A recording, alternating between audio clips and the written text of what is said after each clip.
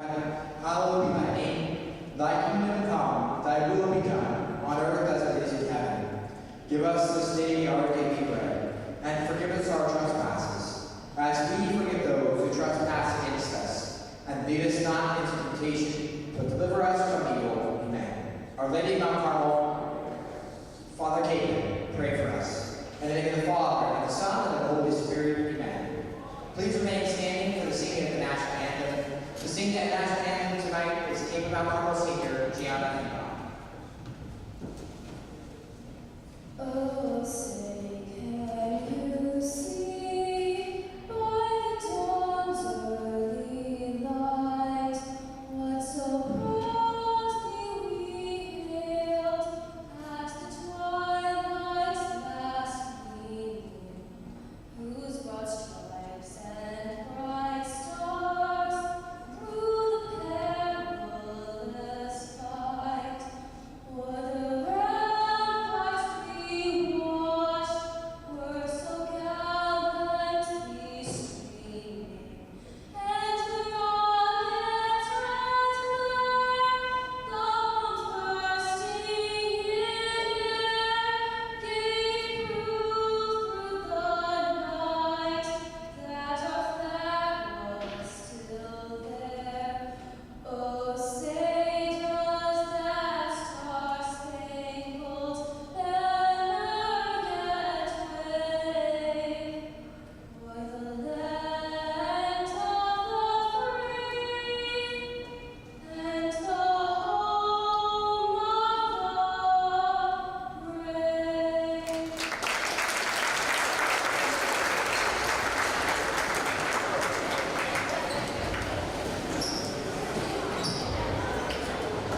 And now, for tonight's starting lineups.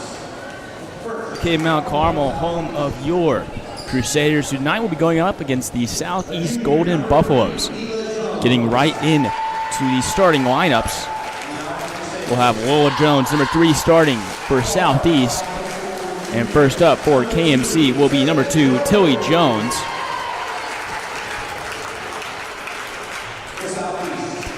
Next up for Southeast will be number 4, Micaiah Jones, starting alongside her sister. And next up for the KMC Crusaders will be senior guard number 5, Sophia Gemino.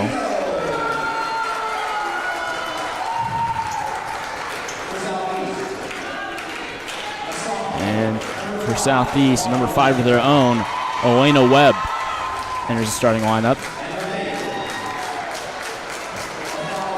And next up, an all-state forward is number 12, Lizzie Romer.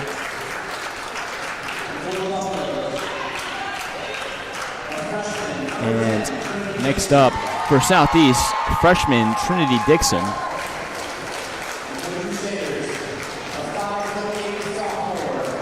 Now starting at the forward position for KMC will be number 13, sophomore Maddie Spears. And rounding out the lineup for Southeast will be number 24, Anaya Harris. And last but certainly not least for KMC will be number 15, sophomore Lauren Keiss. And as I said earlier, welcome to KMC Mount Carmel. I'm Gabriel Bryanbach, joined here today by Coach Hebert. How's it going, Gabe? Pretty good, pretty good. And very excited for some Tuesday night basketball. Crusaders obviously coming off a pretty solid win against North High last Friday night, limiting North High to just 20 points in the blowout win. See what they can do here against Southeast, who I believe comes in 0-1 after their loss to Carroll. So they'll be seeking their first win of the season.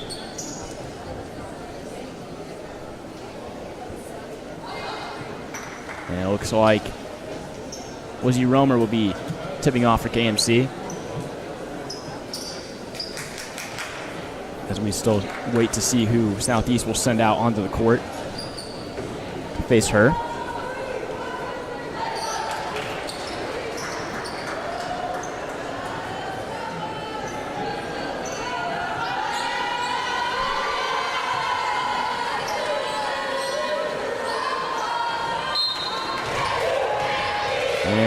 Romer able to win the toss, but then stolen back by Micaiah Jones. Micaiah Jones trying to open things off with a layup. That will be missed.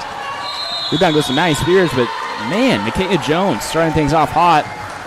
Able to get a tie up underneath the hoop, and possession arrow will go to KMC. Southeast showing that they are here to win. And after initially showing press, they let off the pressure. And now Jamino will try to bring it up for KMC. Guarded heavily by Lola Jones. And now Jamino in trouble, gets tied up. That'll be another jump ball. Again, Micaiah Jones. Yeah, Gabe, I think that's a you got to know where you're going on those kind of plays like that. I think Sophia thought maybe she had a drive to the lane, and then it kind of closed up, and she didn't really have a backup plan. But as the game gets going, those decisions we usually make. And referee whistle blows. That'll be another jump ball. Third straight possession to open things up with the jump ball. This time it's Sophia Jamino tying things up. So definitely a defensive game so far. And something I can't help but notice is Kapaun has come out pretty slow. Southeast has done the same. And I can't, is that maybe, do you think that's maybe because of the defense, or you think that's maybe just trying to feel each other out, or what do you think the mentality is here coming in? Well, it seems, if you'd heard as the game started, there wasn't a lot of noise. It was kind of quiet. And I think that's a little bit tough to get going sometimes when you've got not a lot of crowd noise going on. It's tough to create that energy to start the game. And now Romer will open things up from the charity stripe for KMC. Let's see what she can do. First shot up and no good off the back iron.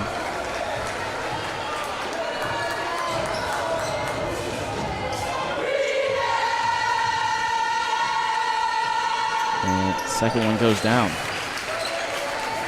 Southeast cheerleaders are definitely here. As they try to get into the head of Romer on the charity stripe there. And now the other way, Micaiah Jones gets fouled. She'll head to the line. Boy, even off a made basket, man, they hustled. They moved the ball off the court really very, very quickly. That was a good fast break right there. And Maddie Spears picks up her first, as Micaiah Jones unable to hit the first free throw. And free throw is something Kapaun struggled with last time out against North. And we kind of talked about this last time, but that might be a skill that develops as the season goes on, as Micaiah Jones ties everything up at one.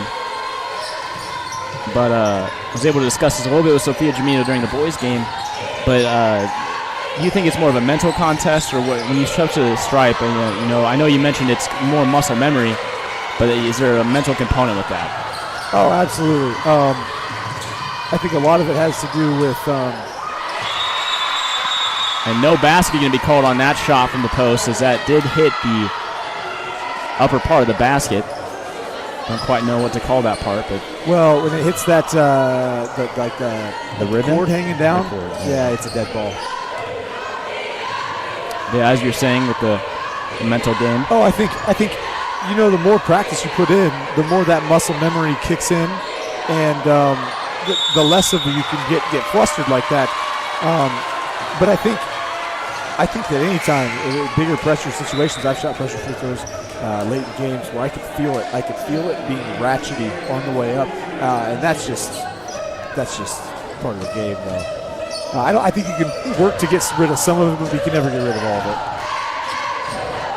And Southeast definitely creating an atmosphere here. The Southeast cheerleaders are louder than the entire Kapaun student section, and arguably louder than the entire gym combined. And now Coach Graff catches a ball that goes awry. And it'll be KMC basketball.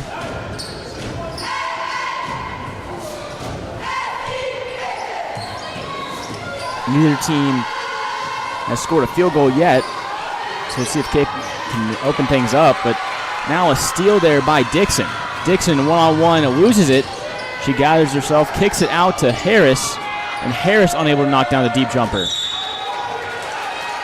And now tipped out of bounds. We'll say last touch by Southeast. So now the Lake Crusaders will head the other way with it. Boy, the ball pressure from Southeast is really great right now. I mean, once they step past half court, there is a black jersey everywhere, and especially when they pick up the ball. Look, that's a phenomenal closeout by number 5 right there, and that's a personnel thing. I mean, Liz Romer is a shooter first primarily, so you close out for the shot originally, and then you recover for the drive if there's a drive. But that's a great play by number 5 right there. Yeah, and, Webb was about 3 steps behind her on that, and she was still able to get over. And now another deflection, this time by Dixon. I completely agree with you, Mr. Eber, with the ball pressure. I got to think, I mean, on Kapaun's end, you got to think that's going to wear out eventually. I mean, you can't be playing that hard of defense for very long. Well, unless you can keep your crowd engaged, because that you could feed off that quite a bit. But, it takes the offense so much out of what they want to do. If they can't quite cut where they want to cut, or they can't get the pass passed at exactly the right moment they want to, that could really screw with you a little bit. And now Jamino unable to convert on the reverse layup as Webb heads the other way with it. And Spears able to rebound Jacobs' block. As Jones tries to bring it up, gets it up to Jamino. Jamino sizing up defense, resetting a little bit here. And now another steal, this time by Lola Jones. Lola Jones in the open court, able to convert, now be an and one. As Tilly Jones picks up her first foul, be team foul number 2.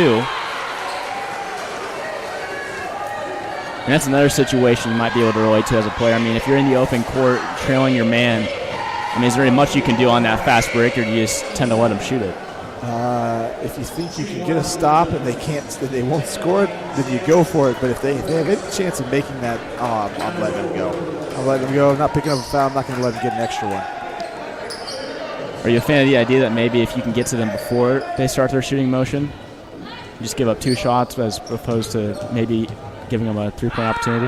Well, to a degree, but the way they like call like layups and stuff like that, there's so much continuation that a lot of that isn't.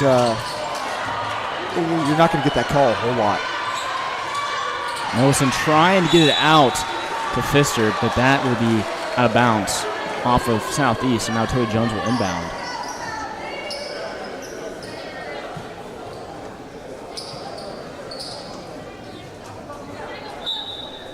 And now looks like Zion Williams comes into the game for Southeast. And Kapaun now midway through the first period and still have not put up a field goal. They got to find a way to run the offense. They've got to find a way to get the ball in the paint a little bit. There's an entry pass right there. That's a good look right there. But as you said earlier, I mean, Southeast doing such a great job of being in multiple places at once, and now a come from behind block by Anaya Harris. And wow. I mean, it's hard to run your offense, like you said earlier, just with so many black jerseys. A little bit of out of bounds plays to get Lizzie open for a 3 here, but that was well guarded by Southeast right there. Ooh. Yeah, an extra step trying to make that pass, and the lane was closed. Yeah, I mean, Southeast doing a great job blocking up those passing lanes. And, I mean, when you're facing these kind of situations where it's hard to run your offense, I mean, is that kind of a situation where you kind of look to your stars, or do you just keep trying to get things going in your offensive sets? Well, you look to your leaders to try and set the pace for everybody else. So if your leaders can handle the pressure and the physicality of it and the speed of it, then the rest of your team should follow suit to a certain degree. But if your leaders are sped up and your leaders are flustered by what the defense is doing, then you're in some real trouble. And now Littlemore gets to the line once again. This will be her 3rd and 4th shot. And her first one up and through the net.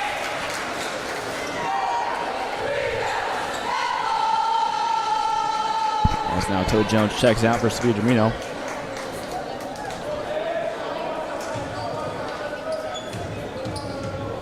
And Romer able to go on the second one.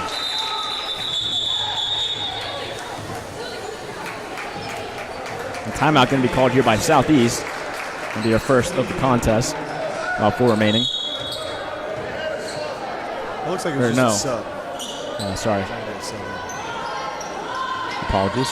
It looks like Capen's going to come out with a little bit of full court pressure. I don't think they're going to trap out of this. I think it's more of a just kind of cause them a little, like, worry about us a little bit if you bring the ball up. I don't think it's meant to really turn them over, if that makes any sense.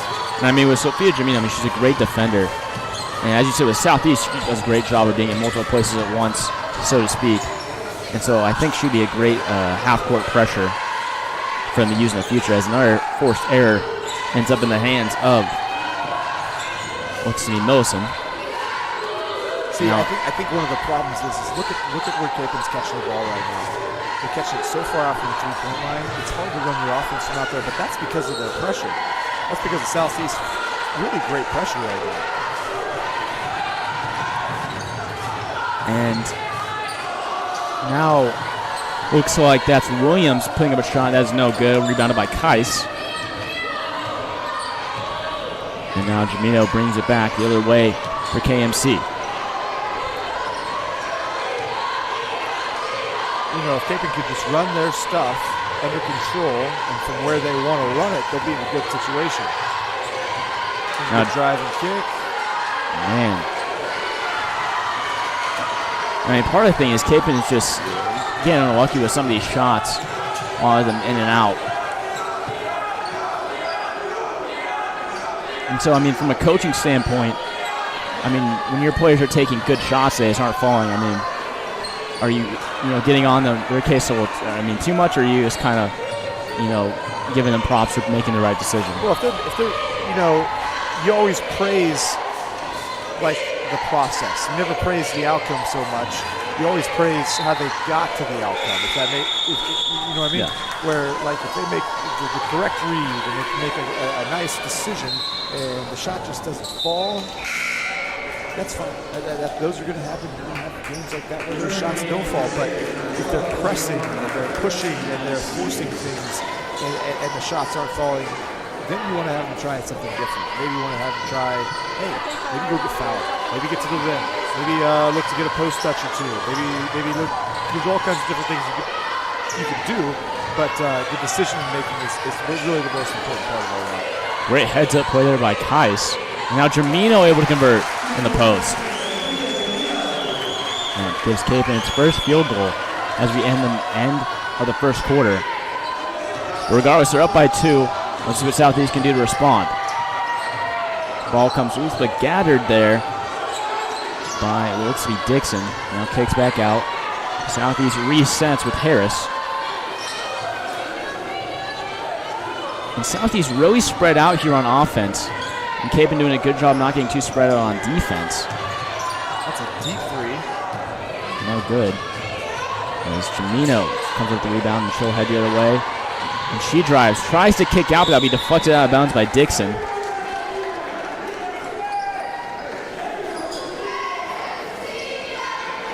And so with 40 seconds, I mean, are you thinking, I know in the high school level there's no shot clock, but are you thinking kind of a 2-for-1 situation where you're trying to get another possession out of this quarter? I'm probably not. I'm probably looking for best available shot. I'm probably not concerned all that much about the time until we get down to like at the end of like the quarter or something like that. But at the pace that this game's going, boy, you just want to look for the best possible shots. I mean, we've got a total of 2 made field goals combined for both teams. We're looking for best shot. And Jamino looking to expand KMC's lead right here. Capen shooting 75%. See if Sophia can keep that one up, and that first shot can be off the mark.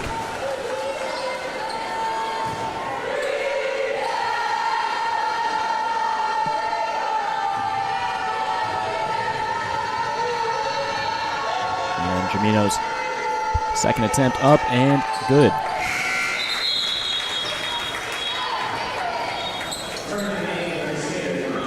That gives her 3, and it ties her with Romer for the team's leading scorer. 28.1 seconds, Southeast looking to get one more solid possession out of the quarter. Capen comes with the press. And the press drops off. rather easily. So now Southeast tries to get into the post and then kicked back out and deflected by Maddie Spears.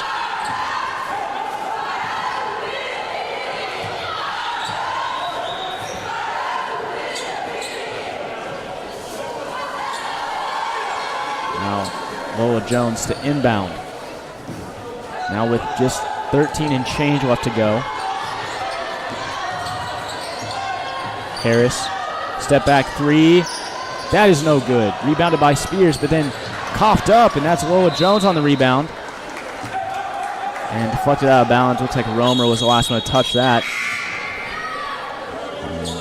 And as Millicent checks into the game, 1.4 seconds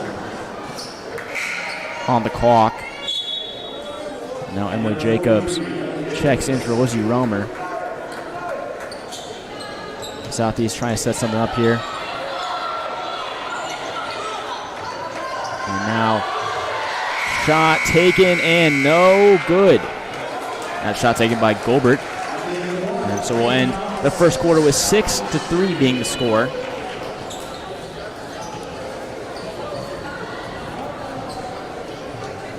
And so, Mr. Hebert, what are you thinking right now on both ends? Well, we've got to find a way to get both these teams calmed down. We've got a combined shooting of 1 for 20, or 2 for 20. We've got to find a way to maybe slow down, maybe compose ourselves a little bit, and really look for the shots that you're working on in practice. Because, it's like you said earlier, it could be they're not getting the shots they're looking for, or it could be those shots just aren't falling right now, and you want to keep with it. I don't know specifically what these teams are looking for, but they got to make some adjustments one way or another. And I mean, Kapaun's still doing a great job. I mean, when you talk about when those shots aren't falling, you said one of those solutions is to get to the free throw line. They've done a great job of that so far. 3 trips so far, shooting 4 for 6. I mean, when you have 6 points and 4 of those that came from the free throw line, shows that you're doing the right thing, getting to the charity stripe.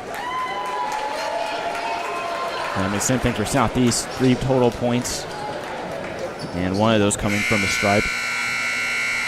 And the other 2 coming on and 1 play.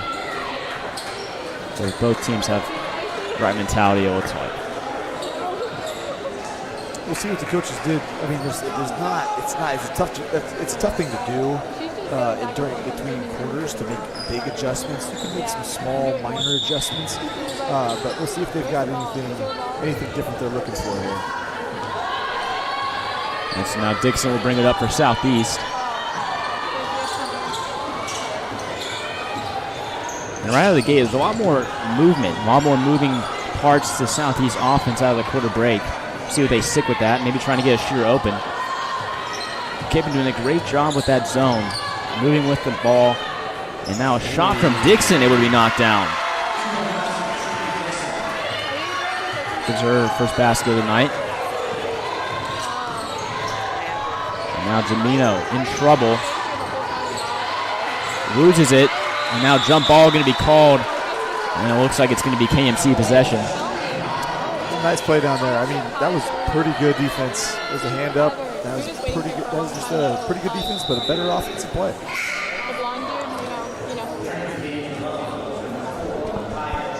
And so now Micaiah Jones, heads in for Southeast. And just great defense here by the Golden Buffaloes. Another near turnover. And now Jamino in trouble. Finds Pfister. And now Pfister pass can be intercepted. That's Harris. She heads their way with a 1-on-2 situation. And no foul can be called. But on the rebound, looks like Micaiah Jones able to come down with it. And then Pfister coming from behind, she draws a foul. Or sorry, she gets called for a foul, I should say. That'll be her first personal. Team foul number 3 for Kapaun. And both teams at 3 team fouls right now.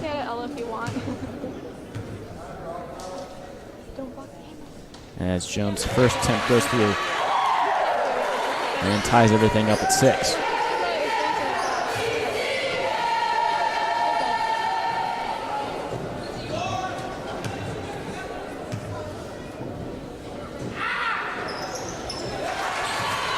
And that one through as well. Puts Southeast up by 1. Now Romer drives, puts up a shot, contested, and no good. Now Dixon faces some early pressure, but that drops off. And now the Buffaloes coming up with it. That's Harris.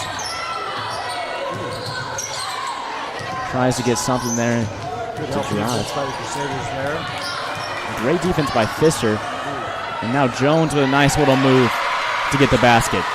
She saw the help coming and she went inside. That's a tough move. That's well done right there. And now Romer tries to run from mid-range, gets that one to go.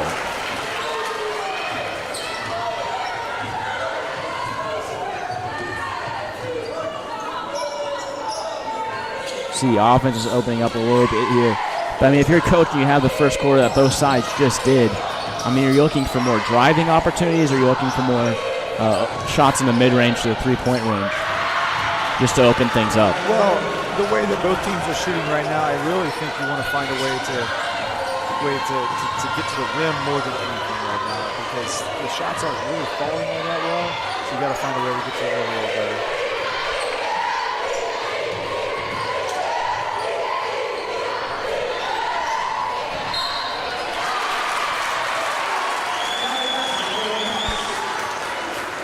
And looks like foul can be called. That'll be on Micaiah Jones. Sends Kais to the line.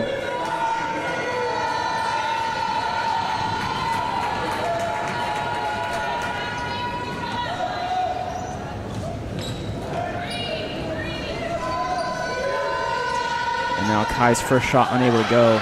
Rebounded by Romer, but then lost. That's Harris heading the other way with it. And now Dixon able to convert on that shot as well. Spans the Southeast lead to 3.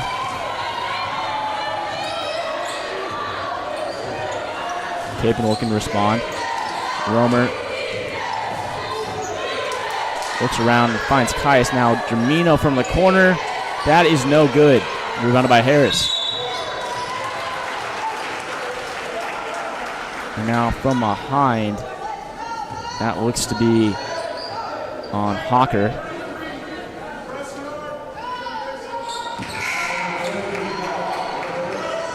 And Hawker picks up her first foul as Tilly Jones and Maddie Spears enter the game for Sophia Germino and Lauren Kais.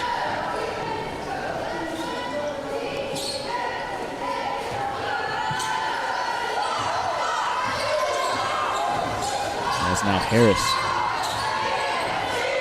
slow things down a bit here, allows the offense to set up. And Pfister right there with the tough D. And now another 3, no good. And Harris doing a great job of creating that separation. Yeah, it was really good defense too. Yeah. Really good defense, better offense, but the shot just wasn't there. That's a tough shot, though. Yeah. It's a very, very tough shot. To be on balance as you step back like that under pressure, that's tough. I was going to say, we saw her earlier take that step back 3 also off the mark. As Pfister tries to get into space, that no good. But you know, when you're taking these moving shots, as a great play there by Tilly Jones, ends in a foul by Micaiah Jones. So Kapaun will have it underneath the basket. And as Micaiah Jones' second, as now it looks like Webb entering the game for Harris. And looks like Pfister will head to the bench for Sophia Germino. But as I was saying, when you're taking those moving shots, I mean, how much movement, I guess I should say, how much movement are you going to allow for, or versus like how much movement is a detriment to your shooting? Well, I think you can use it, like in terms of step back, like yeah. I think if you can step back and still be on balance, I think you get as much room as you possibly can. If you can't be on balance, though, you've got to shorten it or something like that. It's all about balance. Yeah. Did you do a lot of step backs when you were playing? No, I would have been taken out of the game. Really? Absolutely. Especially in high school. If I was in high school, yeah, I'd get ranked. There's a spot for me over on the bench somewhere. In college, is a little more. I really didn't use step backs all that much. Step backs probably weren't all that popular back when I was in high school or when I was in college. But after college, I have a little bit of a step back. It's very short. It's not very far because I don't have any kind of athleticism anymore. So it's almost like a sidestep now because I'm not even really stepping back anymore. Is that? I mean, I feel like that's also maybe a way to get better control on the ball. Maybe this little sidestep dribble into the shot. Oh yeah, I mean you're always trying to create space to get off your shot. But generally speaking, you've got to be a pretty good shooter to be taking those kind of shots anyways. If you're guarded and you have to create a one-on-one move to get open, you better be able to knock down those shots. And now Micaiah Jones picks up another foul. That'll be her third. Team foul number 6. So you got to be thinking that she's on thin ice as we enter, or just past, I should say, the midway point in the second quarter.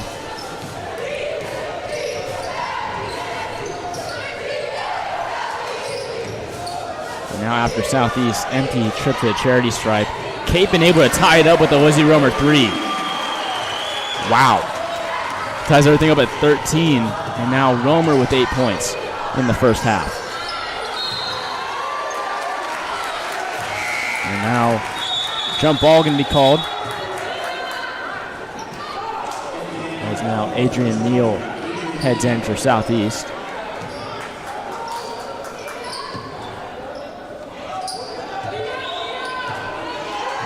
I think both teams have gotten a little more comfortable in the second quarter. It looks like they're able to run some of their stuff a little bit better. They're able to go where they want, able to catch it where they want. But Southeast still there with that defense is now. That is Webb with a nice transition shot. And are you also a firm believer in the ideal that good defense turns into good offense? Oh yeah, absolutely. That's one of the reasons I love basketball so much. I mean, you can play you can affect the game so much on both ends. And so, like, if your offense isn't working, you start playing better defense, playing harder defense, and that can change the outcome of the game drastically, depending on how you play. And now Jamino draws another foul. This time it's going to be called on Loma Jones, her first. That'll be team foul number 7, so Jamino will head to the line for 1-1.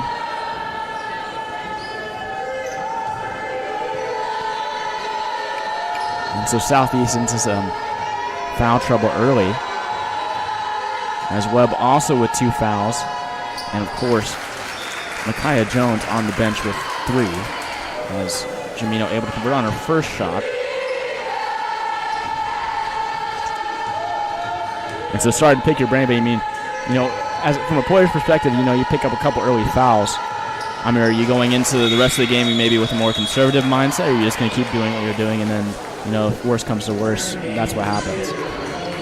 A couple fouls in the first half. I don't think I changed, at least when I was playing. I don't think I changed all that much. It kind of depends on what your coach wants to do more than anything.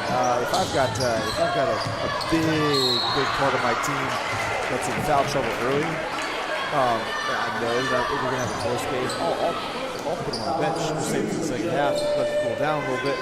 But if it's not being all that close to the game, sometimes it's good to let them play through and just see how they can handle it. You know what I mean? Yeah. And now Jones picks up her second foul, looks like. Looks like Coach Grass going to leave her out there and let her play with it a little bit. I mean, she's a junior. She's been playing for Coach Graff for 2.5 years now. Coach Graff has a good sense of what she's able to do in these kind of situations. So I think it's I don't hate the decision. I'm right there with you. As now Kapaun moving the ball very well on offense here. And now Jamino unable to convert on that layup. And we talked about that earlier. I mean, some of these shots, it's not even, bad shots or bad technique. It's just unfortunate outcome. And there's Southeast with the same on their end of the court. Now turnover here, now being over and back. As I don't think Adrian Neal quite understood where she was on the court.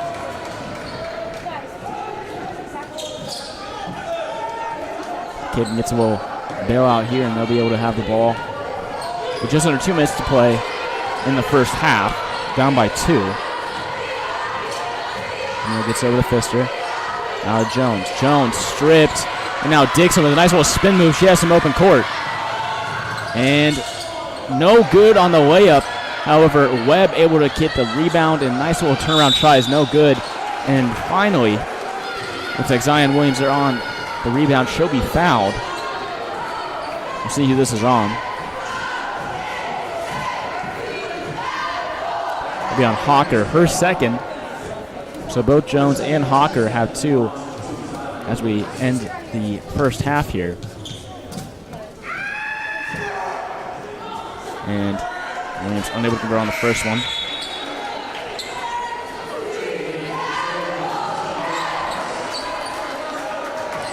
And Hawker will head to the bench as Kais heads on. And second one, no good. Maybe a little bit of help there from KMC student section. There's some pretty high-pitched screams over there. I don't even know what I would call it. More noises. I don't know if I would say they're distinctly screams. Well, yeah. But now KMC unable to get anything to go on there into the court. And now a nice little 3-on-1 situation ends in a basket for Webb. And wow, perfect execution there. Not being selfish with the ball in transition and able to get a basket to go. There's now under a minute left to go in the first half. And Pfister. Entry pass to Kais, back out to Romer. Romer drives out to Jamino. Now Jamino pump fakes drives, put the layup. That is no good. Rebounded by Jones. Jones kicks it back out to Pfister. And now Kapaun looking to reset, as this could possibly be their last offensive possession of the half. And now a turnover. That's Neal. Neal unable to gather it. Be out of bounds with 24 seconds.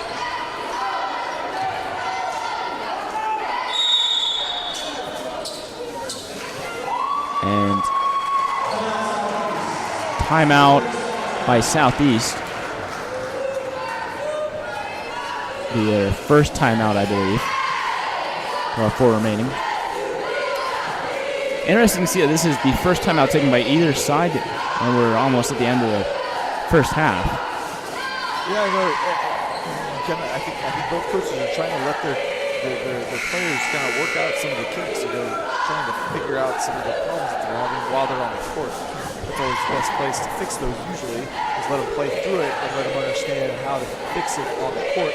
But I'm not sure how much of it's getting fixed right now, but that's why we'll go to the locker room in 44 seconds and they'll try and fix some more stuff. And well, I was going to say also, I mean, is that also maybe both coaches think this is going to be a close game, so they might need those timeouts down the stretch? Or? Oh, that could very well be. I understand. I coach freshman basketball. We only get 3 timeouts, so I don't even think about timeouts. They don't even really exist to me because they're usually gone by the time I need them anyway. Yeah. So. But that was Southeast timeout. Maybe he wants to draw up and play to get a good look at the end here. And they had a good look there, unable to convert from 3-point land, but now Jamino looking to get one more basket for the break. She puts up a shot, no good, and no foul going to be called. And now with 0.9 seconds, KMC will have it under their own basket. Is that enough time to get set for a shot? It's a catch and shoot. And to be touched by Southeast, now end the half. And so Kapaun heads into the locker room down by 4.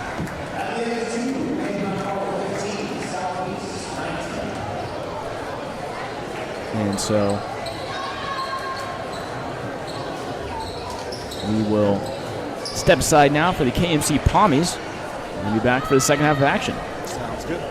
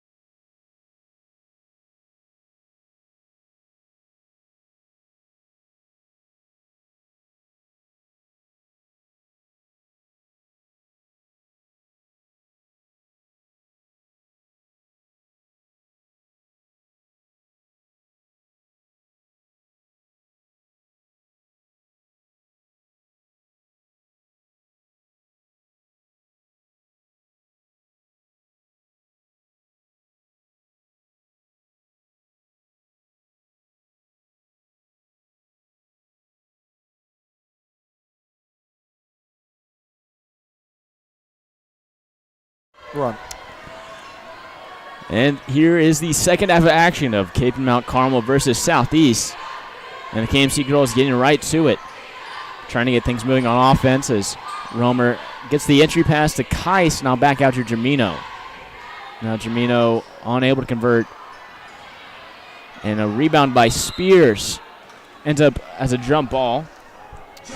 Looks like that's Lola Jones on the tie-up, and possession goes to Southeast. As now Webb has it. She drives, and that'll be good on the other end. Extends the Southeast lead to 6. And that would be the largest lead of the night for either team.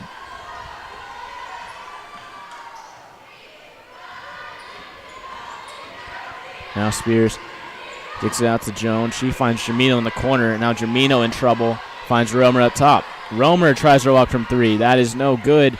Ends up in the hands of Webb. Now Webb races down the floor. And Williams there on the rebound after the missed layup. She puts that one back in.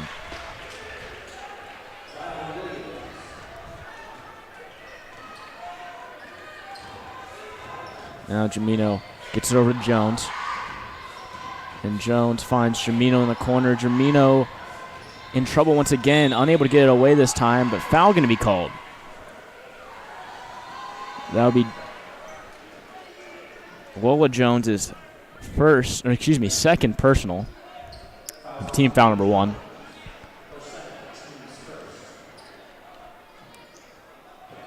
But now Jones becomes the third Southeast player with 2 or more fouls as we start the second half of action. And now Jamino fouled again, this time a little bit harder. She hits the wood, and she'll head to the line for 2 shots.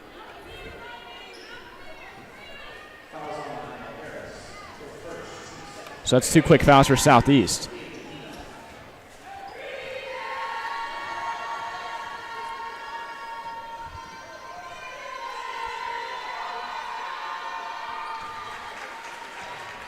And Jamino able to hit on the first one.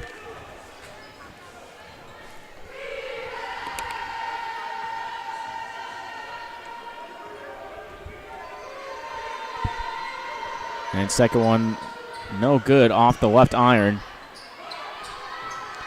And now Harris races up the court.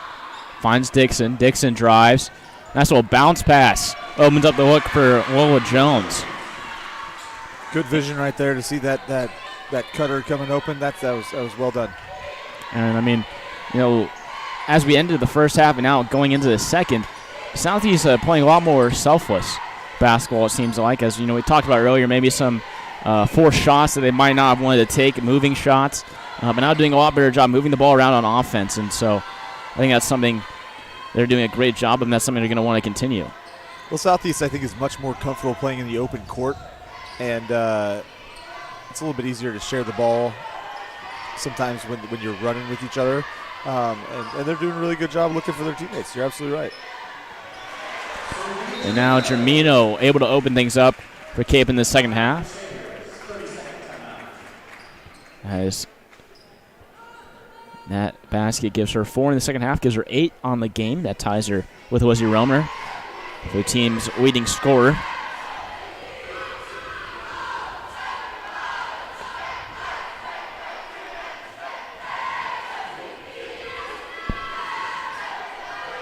What?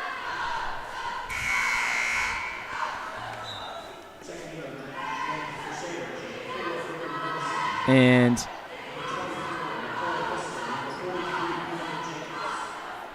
now we will timeout from Coach Graff. He has his girls head back onto the court. But what do you think were some adjustments made by both sides as we enter the second half? Well, you know, I have a pretty good idea what they talked about, what the Cape coaches talked about in the locker room. I think it had more to do with limiting the turnovers than really anything else. The Cape has got 12 turnovers right now. That Southeast pressure is really causing them some problems. To Southeast, only 5 turnovers. So that's 7 extra possessions that Southeast has had. The Cape didn't even have a chance to look at a shot. So they've got to find a way to limit those turnovers, and they have really got to find a way to work on they've really got to find a way to work on stopping the drive, but then stopping the. It's called helping the helper. So when you've got some people who can break people down on the dribble and they can get to the rim, you've got to have help available. But that help has to leave somebody open, which means you've got to have another player helping out the person who's helping stop the ball. And Southeast, give them credit, they're doing just a phenomenal job of seeing that open player coming open. So Kapaun's got to find a way to lock that down a little bit better in the half court and in full court because they're just out and running. Dangerous pass gets picked off. And now Dixon for three. That is no good. Rebound goes to Romer. And another thing I can't help but notice is Kapaun is getting a lot of these rebounds. However, they're not doing a great job of securing the rebound. It's one thing to, go up and get it, but it's another thing to, see the exit pass. I guess, what was it? I'm forgetting the terminology of the pass after the rebound.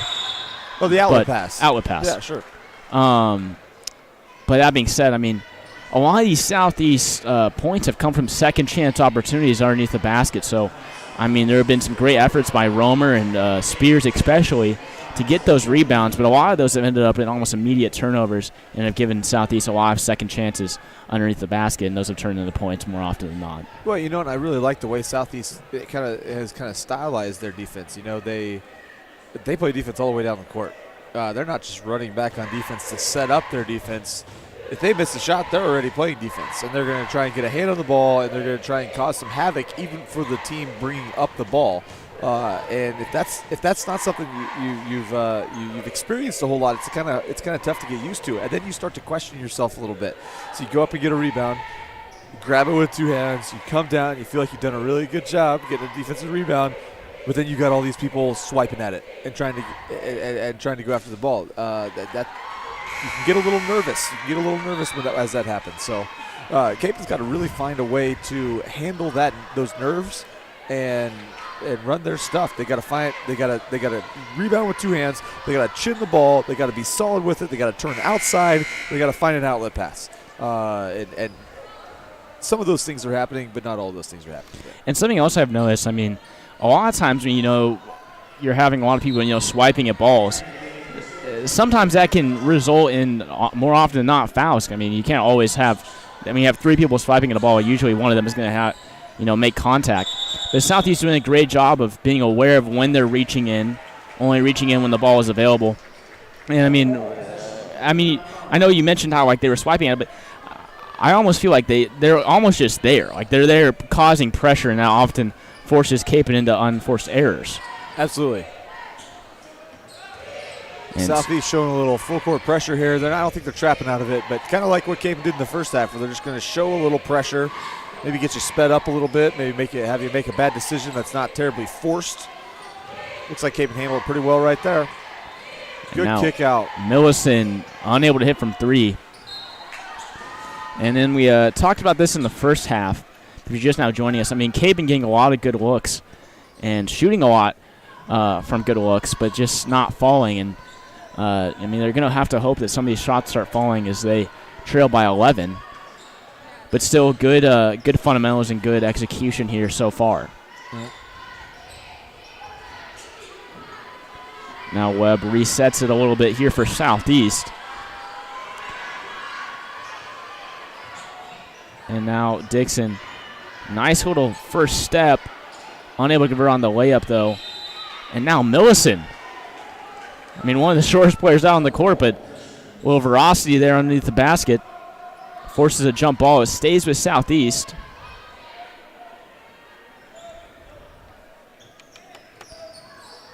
So let's see what Webb can do. Webb drives. Unable to get that one to go. And Jacobs there on the rebound. Kapaun needs to start stringing some of those defensive possessions together like that. Even though they've got to find a way to stop that drive. She got all the way to the rim. They just kind of got lucky that they didn't score it. They've got to really find a way to get some better stops than that. And now ball ends up out of bounds off of Southeast. So now Jamino inbound. Jamino looks, tries to find Jacobs, but that is off the backboard. So that'd be Southeast ball. And Southeast doing a great job there. I mean, they were nearing the 5-second mark. They're on that inbound, but I think the biggest takeaway here from the night so far has been Southeast defense. I mean, they have just been all over the court. I mean, as you mentioned, everywhere there's almost everywhere there's a black jersey.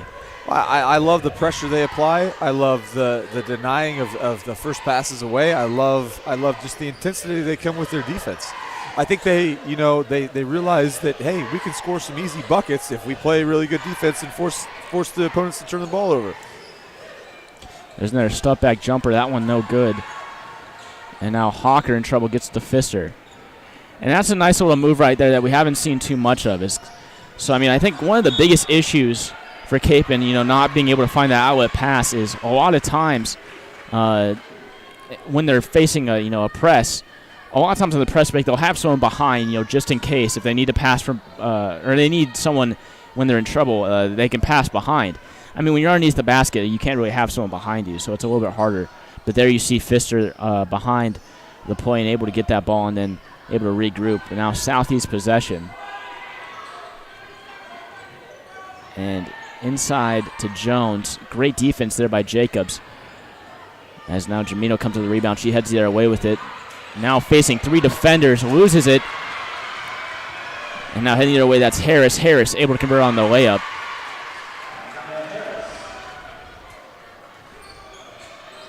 And boy, I'll tell you, Southeast knows their personnel. They know who the scorers are for Kapaun, and they are always aware of where number 5 and number 12 are. And they're doing a really good job. There were 3 girls up at half court right there on that last turnover, and they were all focused on Jamino. She's a great player. They've got to find, and they are all keying on her to a certain degree. They always know where she's at, and they always know where number 12 are too. I mean, you're exactly right with that, but also, almost an equal amount of props to the other 2 players. I mean, if you have 3 people on one person, that means at least 3 people on the court are open. And so great job there by the other 2 Southeast defenders to lock up the passing lanes. Absolutely. Just overall great defense. Yeah. And, another thing is, as we talked about earlier, great defense turns into great offense. A transition game for Southeast has been a big contributor as they now have a 13-point lead. And so, you talked about this earlier, but, when your stars are being targeted by the defense and they aren't able to produce as much, what are you expecting from your other supporting cast? Do they take on the scoring load, or do you still try to facilitate it through those stars? Well, I think it depends team by team. For our girls team, I'd love to see some girls step up and kind of take charge a little bit, and maybe say like, oh, let me get us a good look here, or let me handle some things here. But I think you don't want your stars to force it. You want the game to let them do what they do. But at some points, players got to make plays. So I'm not sure what the answer is right now, but I'm sure that the coaching staff is down there working on it. So we'll see what they come up with. I think it's just a matter of running their offense more than anything. Yeah.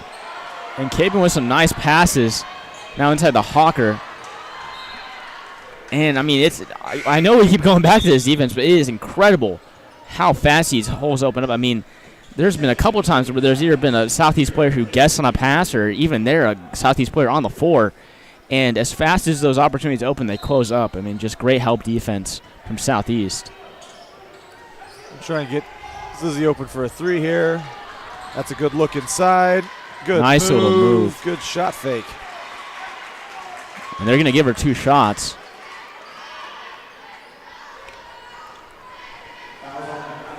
And that will be Micaiah Jones's 4th personal and 3rd team foul. Really their only post player. Not terribly tall, but she plays in the post, plays really good post defense. She might be missed a little bit as we move forward in this game.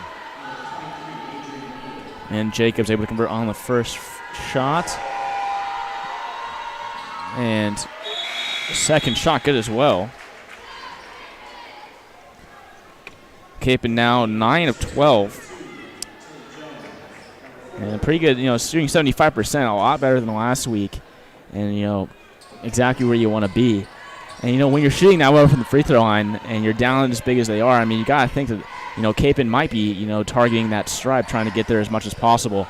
But Southeast, we keep coming back to this, but, their defense isn't allowing for much driving, let alone drawing fouls.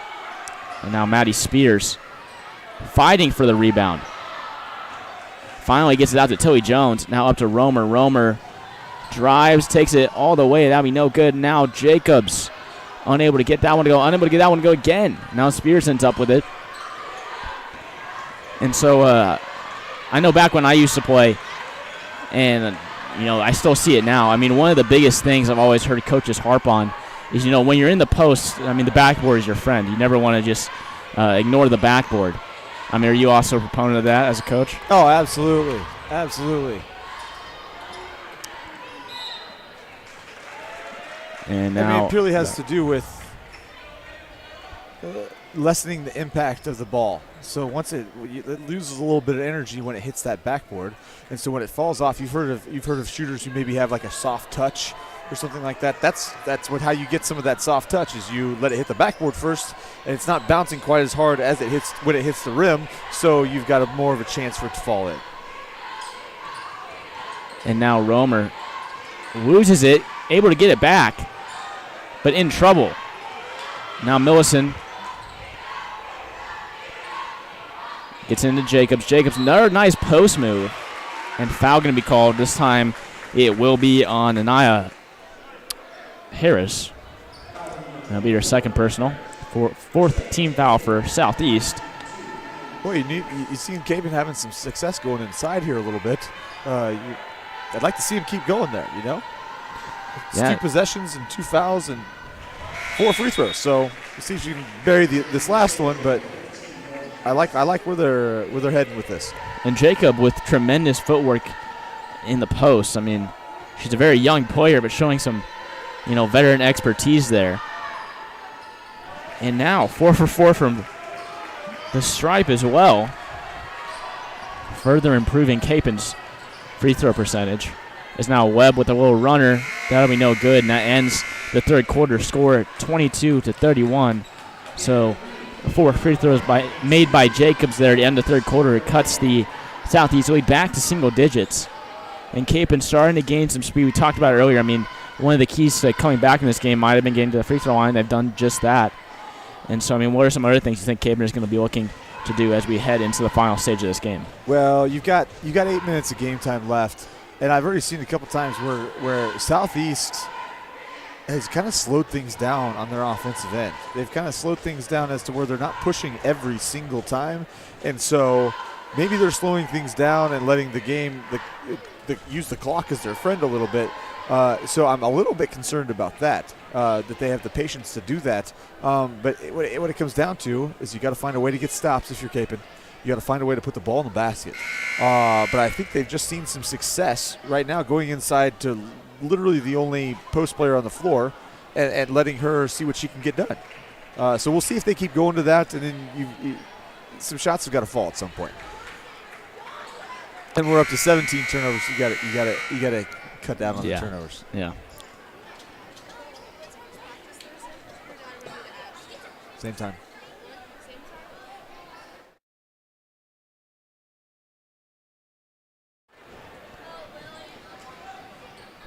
And so now fourth and final quarter. We'll see Jamino kick it out to Kais to start things off. Oh. And now Harris taking it the other way. She drives and blocked. Looked like by a combination of Kais and Romer. And now a nice little rebound there by Spears. She'll fall on it, and that will end up in a jump ball. And Southeast gets the possession arrow this time, so they'll have it on their own baseline.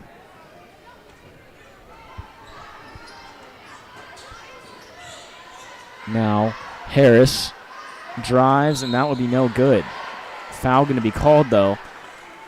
And so Harris will head to the line for 2. Southeast not quite as good from the charity stripe here tonight, 6 of 15.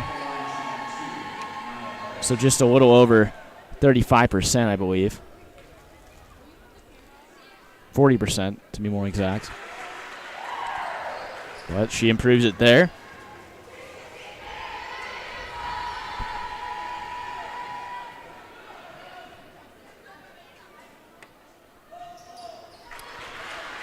Able to knock those 2 down.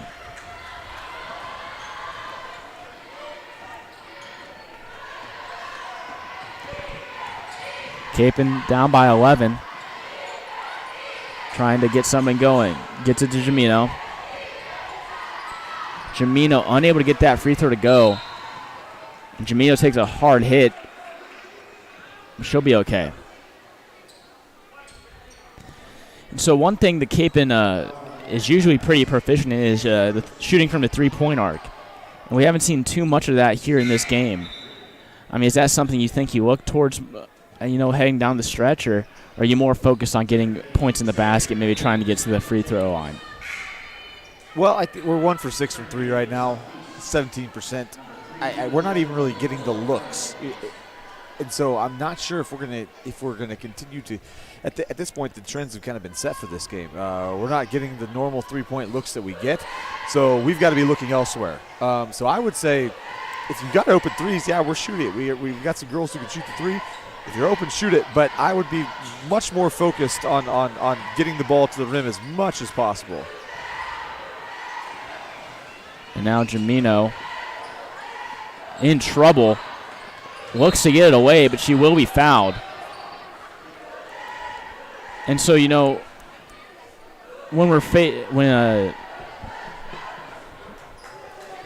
when your team is facing, these scenarios where a person on the press, it's a detriment. And now it looks like Micaiah Jones will pick up her 5th and final foul.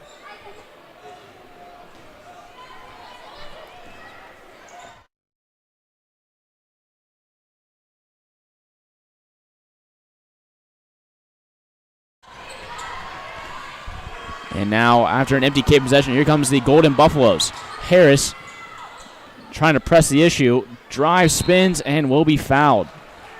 Oh, no, excuse me. Looks like travel going to be called instead. And so Kapaun will have possession.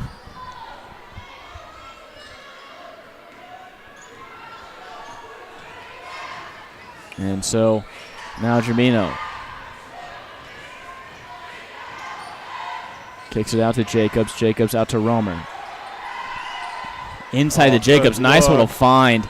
Oh, you got to finish Unable to convert. Good look, though. Oh, and after a interesting pass from Southeast, Romer comes up with it. She drives all the way, kicks out. That'll be deflected out of bounds. But still, nice little look there by Romer. Oh, yeah. That's exactly what you're looking for. Exactly what you're looking for. You got to find a way to finish it, though. That's also, we talked about how she's looking to compete at the college level, and that's something I assume that coaches are really looking for. We already know that she's a very proficient scorer, but showing the ability to have, A, the court vision, and B, the selflessness to, facilitate to your peers. That's always something you're going to be looking for as a coach, I believe. Oh, absolutely. You want to see that. You want to know that the players you have are looking for team success, and I think that shows that a little bit. But it also shows you that they've got court vision and they can see the play playing out as it happens. It's not seeing into the future, but it's anticipating what's going to happen next. And so she anticipated that Emily would roll to a specific spot, and she threw the pass to where she was going to be as opposed to where she was. And correct me if I'm wrong, that might be one downside to the Southeast defense here. From what I've been able to see, it's been a lot of, on-ball defense, really tracking the ball and trying to get to the ball as much as possible. And so in that scenario, of course, Romer's holding the ball, but when you have two people on road, that means one person's open. And on that pick and roll there, that left Jacobs open to the rim, but unable to convert. She'll have to convert there as well. Work to convert there as well. And so now another timeout here taken by Southeast. They'll have 2 remaining.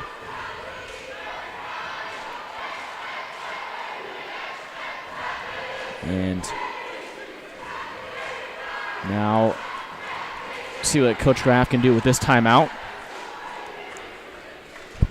We saw him make some pretty solid adjustments last week against North after the Kapaun offense struggled in the first half.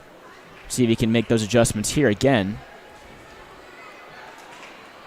And of course, they had a great second half against North, really exploding on offense. They really did. I thought they'd kind of maybe figured some stuff out. But it's all about matchups. Basketball, more than most sports, it's all about matchups. And so how you play against one team is not going to necessarily translate all the way to how you play against the other team. Great out-of-bounds play right there. A little screener action. And number 5 was just wide open on the backside. And that gives Maddie Spears her 3rd personal. So she'll be having to watch that. As now Webb, first shot, good. Extends the lead to 12. And let's see if she can knock another one down, extended to 13. She does just that. Well, you got 5.5 minutes to go. You're down 13. You know, after a couple possessions of this, you've really got to find a way to either speed up the game. I mean, there's no other way about it. You got to find a way to speed up the game. You got to create some more possessions for yourself to give you a chance to come back, because right now we're dwindling so much on how many possessions are left in this game, and at the rate we're scoring right now, we've got to make some changes here, I think. And I mean, I fully agree with you, but I mean, in the first half, at least it seemed that, I mean, that was also the mentality Southeast had. And so I mean, I'd have to think, I mean, it's going to be hard to control the pace when Southeast has shown that they can play at almost any speed here in both halves. Oh, yeah. I'm fully aware that you will be playing right into the opponent's hands, but at some point you got to take shots. Yeah.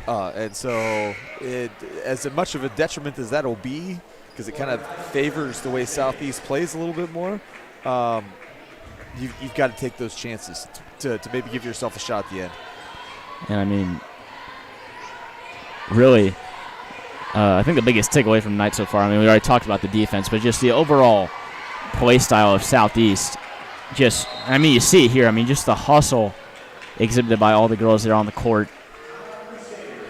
And now timeout taken by Coach Graff to avoid the jump ball. But, I mean, really, I mean, we talked about it a little bit, but we've really seen 2 different teams from Southeast. We saw the fast-paced, you know, offensively heavy Southeast team. I mean, they were still great on defense too, but they really exploded in the first half on offense, and they played a fast-paced basketball. And now here, you especially talked about how Southeast has really been patient. They've been able to work with the clock, really chew that time up. And so really just amazing what Southeast has been able to do here tonight. And that being said, Kapaun still with a path to come back in this game. I mean, basketball, of course, I mean, correct me wrong, I mean, I've always seen it as a game of runs. I mean, one team will go on a scoring run, and then usually the other team will try to at least go on a similar run. And so, you know, all cards still on the table here with 4:30 and change left. Oh yeah, this game is far from over right now. But they've really got to find some opportunities for scoring. That was a good look there, but that will end up as a jump ball underneath the basket. And Kapaun will have it under their own basket. And Maddie Spears.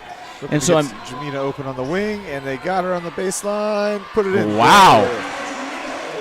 And there's Sophia Germino. And just like that, the Southeast lead cut down to just 10. And so, Mr. Hebert, I mean, there's a lot of young talent here on this Lady Crusaders team. who among these prospects, I mean, are you really excited to see as the season progresses? Well, it's already kind of been fun to see some of these sophomores that were freshmen last year and just kind of thrown into the fire. It's already nice to see how much the different players that they've kind of turned into a little bit. We were kind of a tough shot there by Southeast to give a nice runaway, a nice fast break there for Kapaun. But I think these freshmen also have a lot to offer, and I think these freshmen are ready to play, and I think they're hungry to go show everybody what they can do. I mean, the freshman out on the court right now is 24 McCoy Pfister.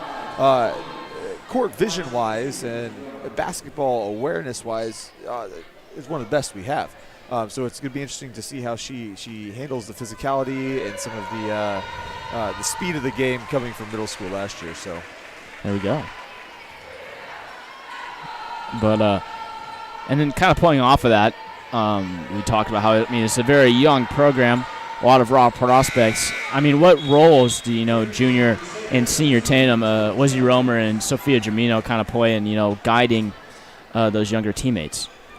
Well, I think they all look to Lizzie and Sophia. I think that's a big part of how this team is built up. So they look at Lizzie and Sophia on how to play and how to act and how to react to things. So they got two really great examples of how to go about things. And the faster they can learn that stuff, the better they'll be. Yeah. And now after a great deflection there by Tilly Jones, that goes out of bounds, and Southeast looking to get another basket. Well, and here you see, you saw the last possession. They were just kind of pretty content with just dribbling it for a little bit. And now foul going to be called on Romer. Or no, excuse me. No. That is going to be on Southeast number 12, Quincy Goldberg. So you've seen two possessions in a row. And this is the tricky thing with the coach, and I have an idea of what this coach is thinking down there. If I take my foot off the gas, can we sustain? Can we still play as well as we're playing if my team is more judicious about the shots they're taking, or do you keep your foot on the gas, but then you're allowing for more opportunities? It's a tough call sometimes. But we've seen two possessions in a row where they didn't necessarily. They weren't totally stalling, but they weren't going fast, and it ended with a really kind of a suspect shot in the three-pointer, a little too quick, and then a turnover. And we got another turnover here. Now, wow, a nice block there by Dixon.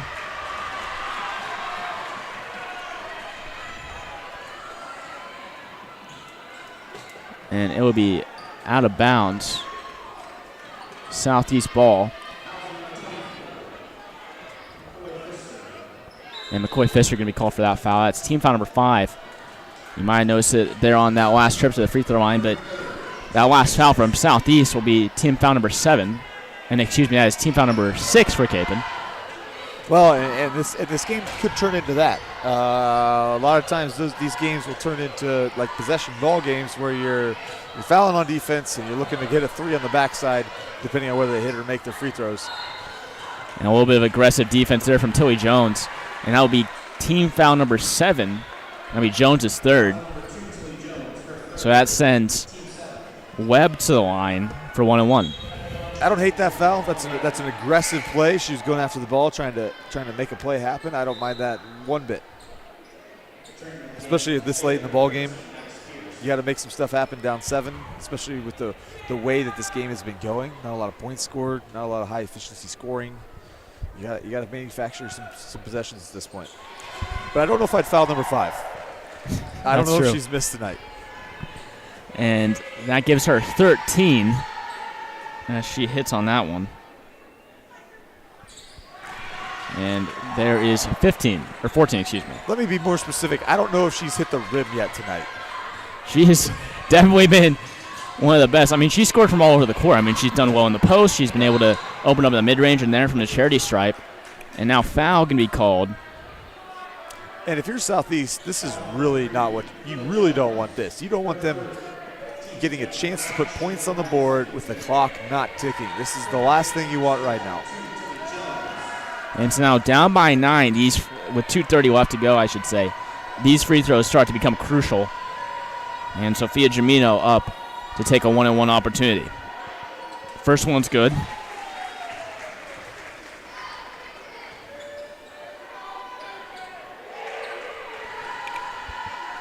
And now Kapaun shooting.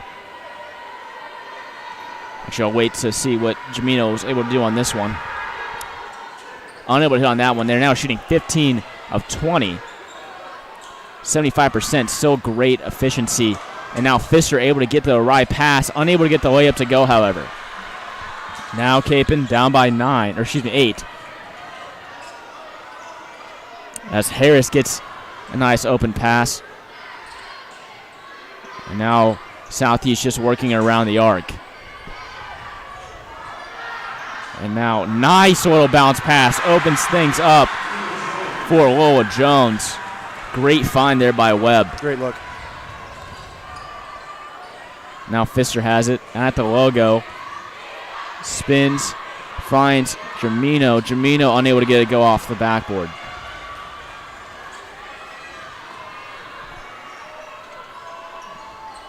You're up against it now with under 2 minutes to go. You've really got to make a decision. At this point, you're down 10. You take a couple chances with some fouling possessions, and you see if maybe you can get them to miss a couple on the free throw end, and then see if you can score down there, to see if you can put yourself kind of back in the game. Down 10 with a minute and a half to go, a little tough. And I mean, with the 1-on-1, I mean, it's not too out of the ordinary for someone to miss a single free throw. And so, I mean, I think you're right on track there with that. I mean, you might have a little bit of experience with high school basketball. Well, that being said, Kapaun definitely going to have to make some things happen on both ends of the court. But I think, I mean, we saw it a little bit there. I mean, Romer had some great transitional looks and some transition scoring. And so, I mean, above all else, I mean, if they're able to get some of that going on the court, that is definitely going to be in their best interest. And absolutely. I mean, Kapaun right now, I believe they're shooting about 15% from the field, and that's just tough. That's just tough to get to where you want to be with shooting it that poorly. They've got to find a way to. And I don't know. I don't dislike the looks they got. They got a lot of stuff at the rim. They got a lot of mid-range stuff. They maybe didn't get as many three-point looks as they usually do, but they got a lot of stuff that was good, makeable stuff. They just weren't falling tonight.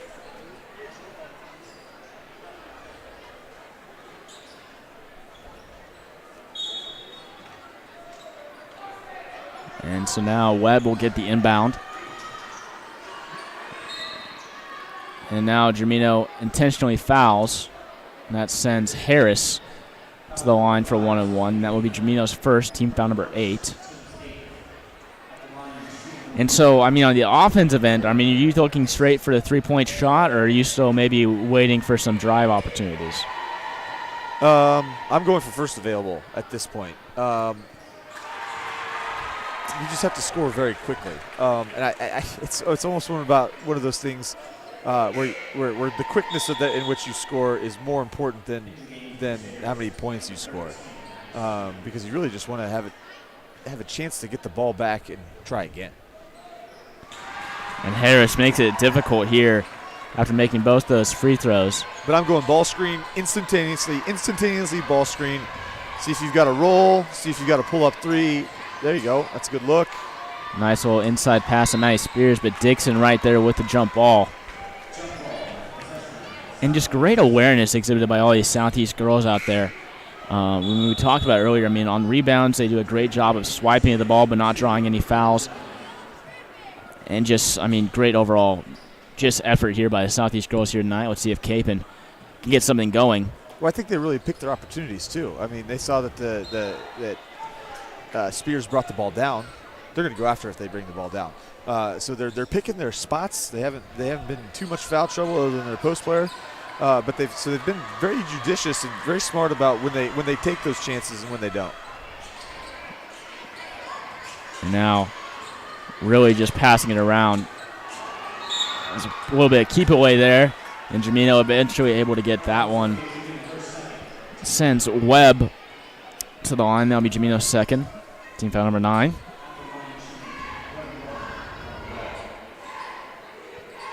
And so this first and one shot will be Southeast 22nd free throw opportunity.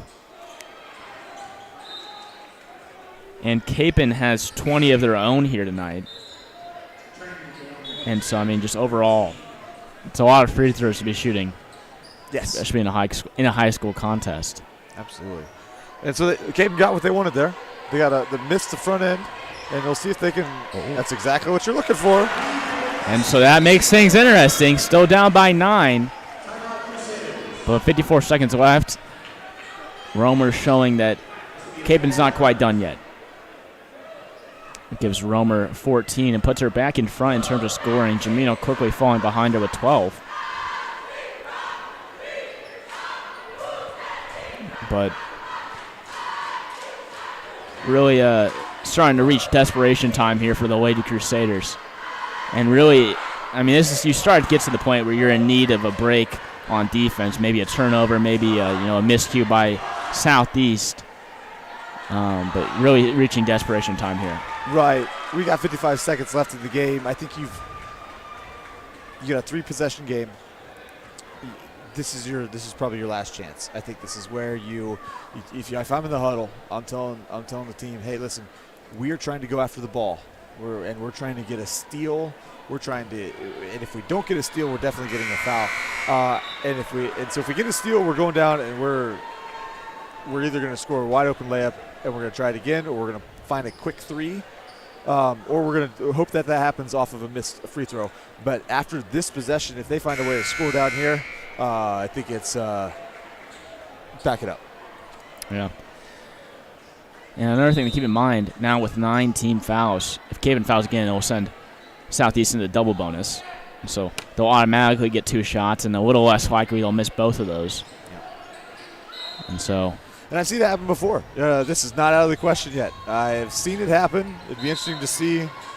It's very low chance, but it'd be fun to watch though.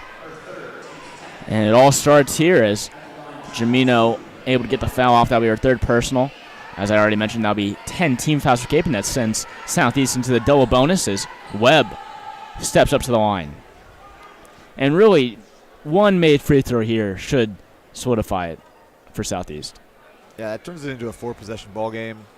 And there it is. Yeah.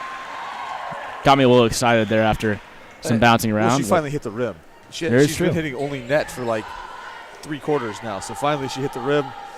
But it gave us all a little bit of worry, And wow, an exciting end to an exciting game. Kapaun still looking to get something going on offense and expending a lot of time here as Romer unable to get that shot to go. And now Webb on the other end coming up with a crucial rebound. She'll be fouled, and she'll head back over to the line looking to make it a 5-possession game. And that's also Tilly Jones' 4th.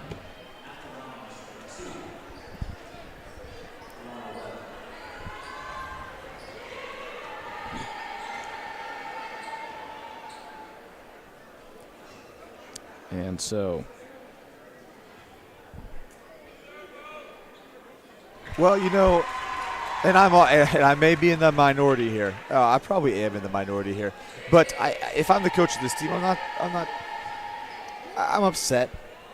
You didn't win, but I'm not distraught in terms of it's early in the season.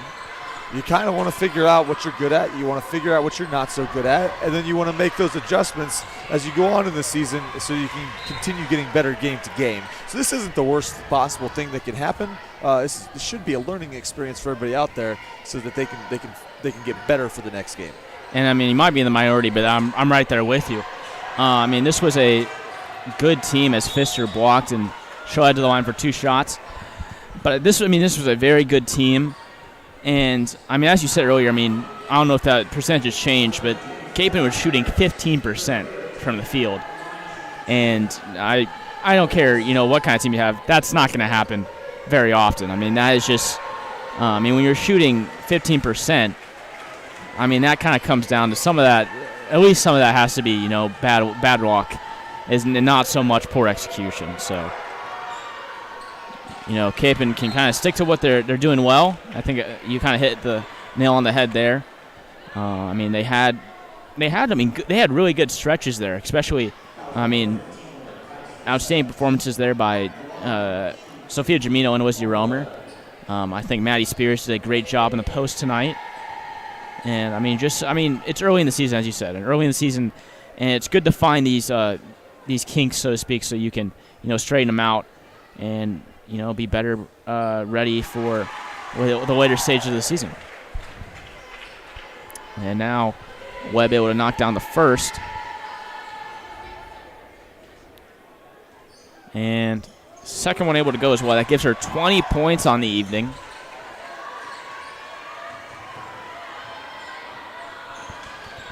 As now Jamino pulls up from three. That's no good. Rebounded by Pfister. Pfister going to be intercepted. That's Dixon. And now Dixon looking to just dribble out the clock as the final seconds tick away. 3, 2, and 1.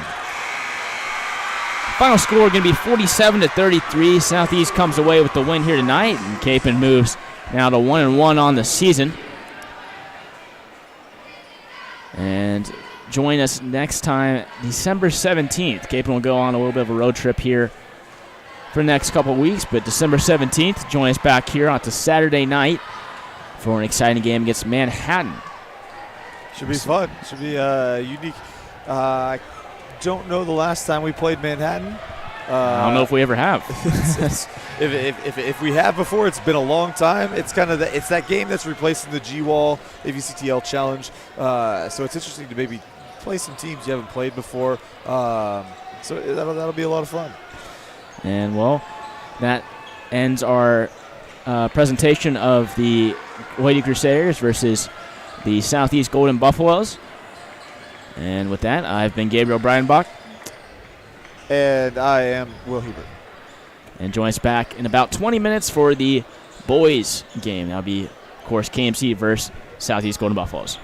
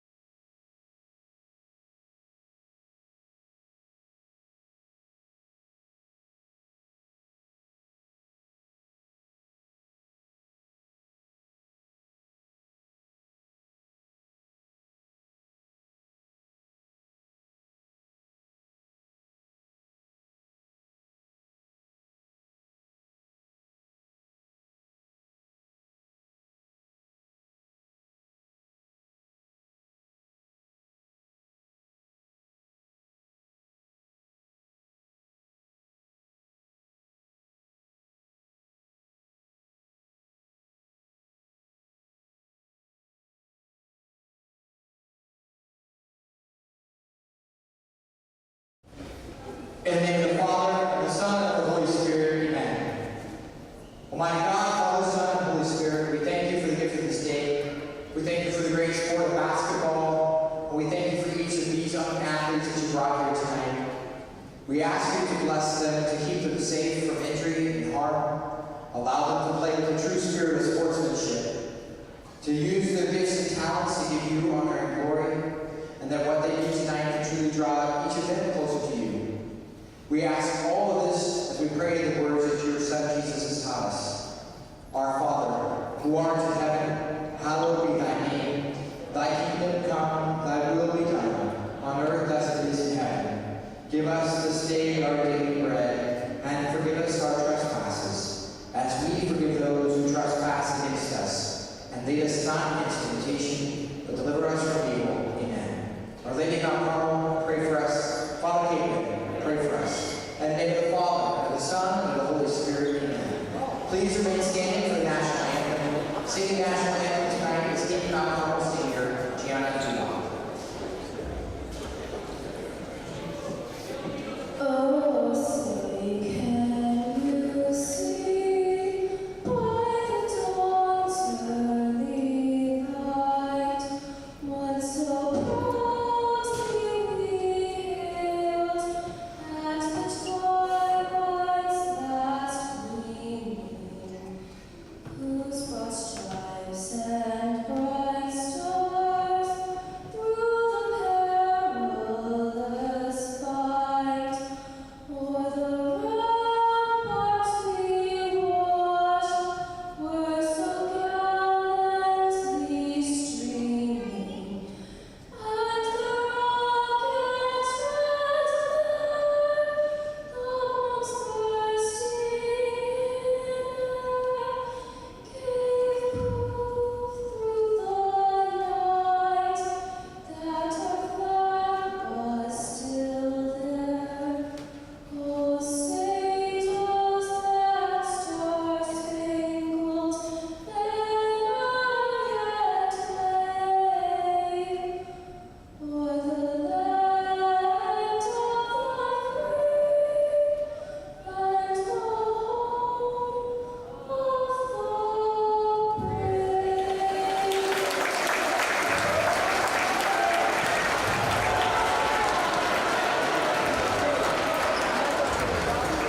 the free and the home of the And now, tonight's starting lineups.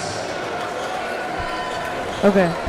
Hello and welcome to Kapaun Mt Carmel, home of your Kapaun Mt Carmel Crusaders, who tonight will be facing off against the Southeast High Golden Buffaloes. Yeah, and starting off for the Buffaloes is number 3, Asa Barnes. And Kapaun starting out with number 3, Dominic Shibley. And next up for Southeast, junior number 5, Jamari Berry. And next up for KMC will be the junior guard, number 4, Will Thingvall.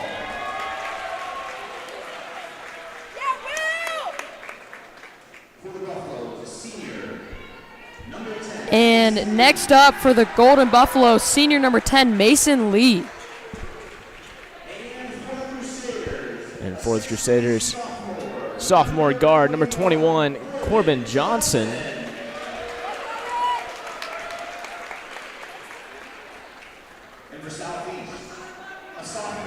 And next up for Southeast, sophomore number 22, Preston Din.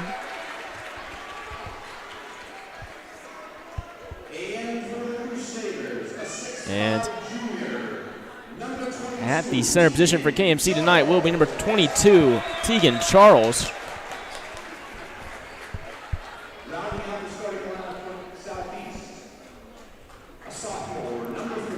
And rounding up the lineup for Southeast is number 40, Judah Love. And rounding out the KMC lineup, we need senior forward number 24, Max Keller. And so we'll get right into the action here. And Sophia Kapaun, of course, blowout win against the North last week, come into here. coming into this matchup, I should say, to play Southeast, who comes in 0-1 after playing Carroll last week. So, early measurement game, if Kapaun can beat a team that Carroll has beaten. That's always on the forefront of the minds of KMC fans. Exactly. How's Kapaun going to measure up against Carroll? And so this will be a good measurement game for them. Yeah, I agree. And as you noticed, Will Ansel is still out with that ankle injury. I'm not quite sure when he will return, but for now, got a solid group of guys out there starting up for the Crusaders.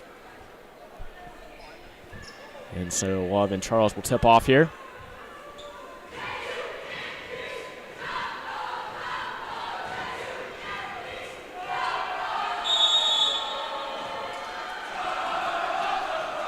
And looks like Love going to win the tip-off, and Barnes has it for the Golden Buffaloes. And Kapaun already starting off with some solid defense, applying that pressure. And Barnes tries to look from three. That is no good. Rebound. Kicks back out. And it looks like Barry unable to knock that one down. Now here comes Kapaun for their first offensive possession. And Max Keller unable to knock that one down. And Corbett Johnson's putback also not good. And so Mason will lead there on the rebound. Now here comes Southeast with it. And that looks like Barry is not going to be able to hold on to it. And so we'll see what Kapaun can do here. Still 0-0. Kapaun looking to get something going on offense. Still very fast pace of play. And so, Sophia, from a player's perspective, when the game is going fast, what's kind of your mindset? You want to try to slow it down. It's really hard. Max Keller there getting a shot to go, but it's really hard in the beginning of the game. You have a lot of adrenaline going, and you just want to dive right into the game, but it's really important to set that pace of play early on. And now Will Thingvall able to get the rebound, goes the other way with it, puts the shot up. That is no good. Rebound goes to Will Thingvall. Will Thingvall finds a nice little dump-off pass to Corbin Johnson, but that shot going to be off the mark as well. And Tegan Charles and Judah Love get into it underneath the basket.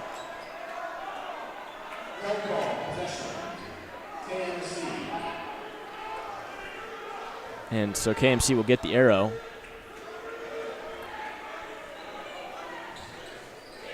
And so see what they can do with a second chance opportunity. Charles loses it. Foul going to be called. And so that would be team foul number 1, and personal foul number 1 goes to Judah Love. And so now Kapaun with a third opportunity, really wanting to get something out of this offensive drive. And now Tegan Charles unable to convert there. And we kind of talked about this a little bit our last game, Gabe, but Charles having to play that center position while Ancio was out, and obviously, he's more of a power or a forward position, his body type, but it's definitely been new for him to learn those post moves, to be strong down low, and an adjustment for him for sure this season. And now Asa Barnes tries his luck, unable to get that shot to go.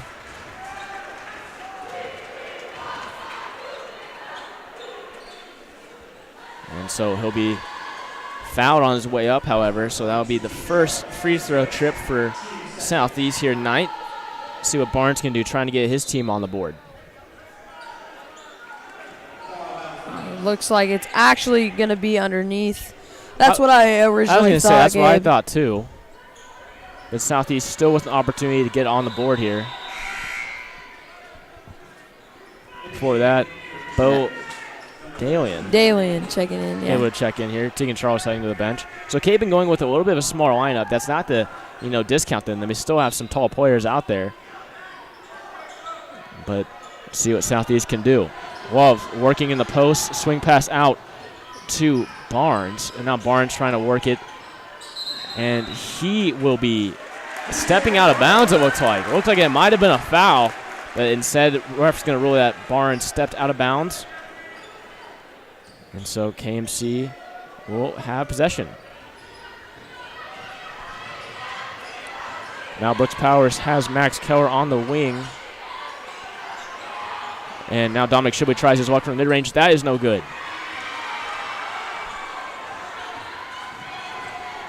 And so here comes the Buffaloes. And now Barry unable to convert there. Good rebound by Dominic Shibley. And now Brooks Powers has it. And so, Sophia, what are you seeing so far from both sides? Both teams playing really aggressive on the defensive end. You've seen Southeast applying a lot of pressure, in this possession alone. But Brooks Powers answering for that. However, but as I was saying, both teams on the defensive end trying to be scrappy, trying to force those turnovers.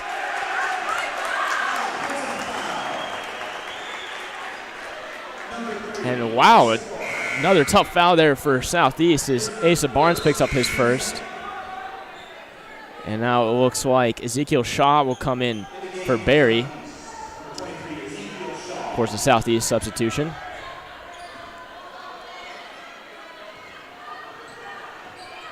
And now Powers bringing it up for KMC.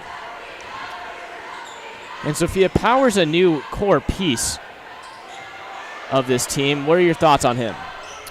I think he's a really great player. Glad to see a player like him come off the bench, be able to help the Crusaders out. And, Max Keller there getting one to go. But as I was saying with Powers, really aggressive. He can handle the ball well. He can shoot, as we saw with his three. And so just a great contributor to the team. And I have to agree with you, Sophia. I think he's a really creative player, too, especially on offense. And so I think he's a great source of energy off the bench and can really inject new life into the team when they're on cold streaks. It looks like some additional substitutions now as number 21, Marcel Gardner, and Ismail Barry come into the game. And that's Mason Lee there. Gives Southeast their first basket of the night. Now Wolf Thingvall tries to respond, and no good from three-point land. And after a fight for rebound, ends up out of bounds.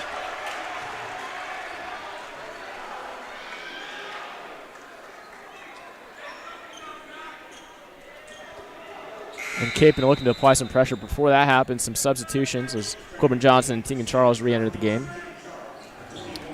Yeah, and Kapaun, a lot of times, especially last year, they would play a little bit of a press up front, more just kind of a full court man as we're seeing there. But sometimes Coach Egg likes to throw that in, try to get the other team sped up. Now Barry kicks it out to Barnes. Now back out to Barry. Barry for three. That is no good. Rebounded by Lee. Wow, Asa Barnes pulls up. He thought about it initially and then decided to go through with it. Now Lee with another impressive rebound, misses another putback. As now Corbin Johnson hitting their way with it. He finds Will Thingvall. Will Thingvall drives, tries to find Charles, but ends up in the hands of Johnson instead. Now inside to Charles. Charles able to get that one to go. Nice little move there. And we talked about this last week. Great footwork exhibited by Tegan Charles there. And just overall great post player for KMC. And now we see Barry try to find the inside pass, but that's no good. And now in the open court, that's Will Thingvall. Tries for the dunk, but that's no good. Rebounded by Corbin Johnson. Corbin Johnson in trouble, finds Brooks Powers. Brooks Powers looks like he's going to be fouled.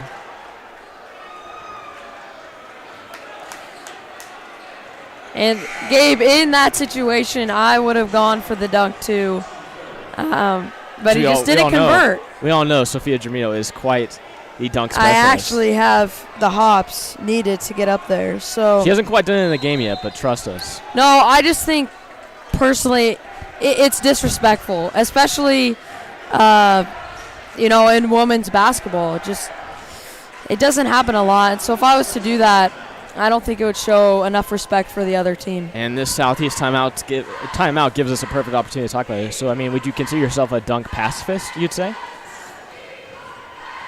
Very considerate of the opponent's feelings. For myself, personally, yes.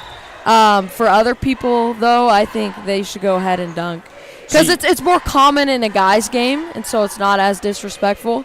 But, of course, in a woman's game, at that point, you're just showing off. So you would say you abstain from dunking? Yes, I abstain. For the intention of making sure the other team feels safe and comfortable playing with you on the court. I want them to feel safe in the environment with me on the court. That is exactly correct, Gabe. Well, Maxwell Keller put the shot up, and that is good. Sends the Kapaun lead now to 9. And Maxwell Keller having a pretty good start to the game so far. He has 6 points. And so Crusaders will have it under the Southeast basket.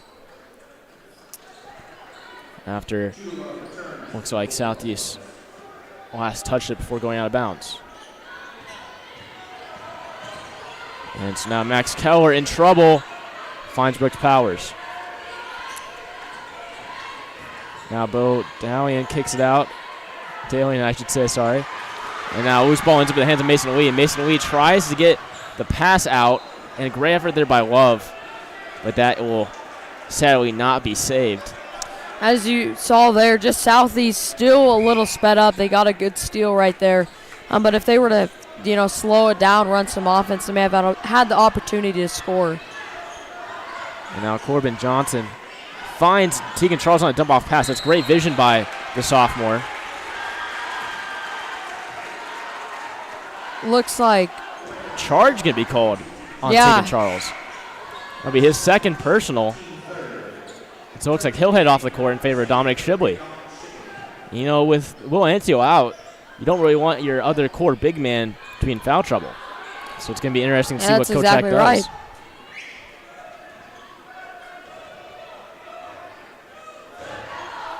Now Asa Barnes brings it up for Southeast High.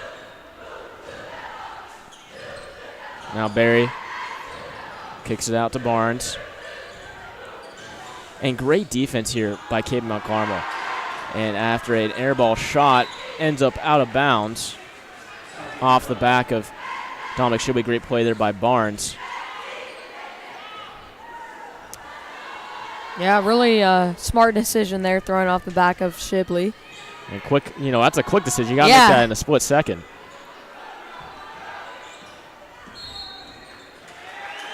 It's like a moving screen called there. And so that'll be on Jordan Love, his second. And now Ferdinand comes in for Southeast. As we talk about Kapaun's big man being in foul trouble. Now Jordan Love has 2 fouls. So that's going to be something that Southeast has to take into consideration. As now Brooks Powers takes it to the rim with authority.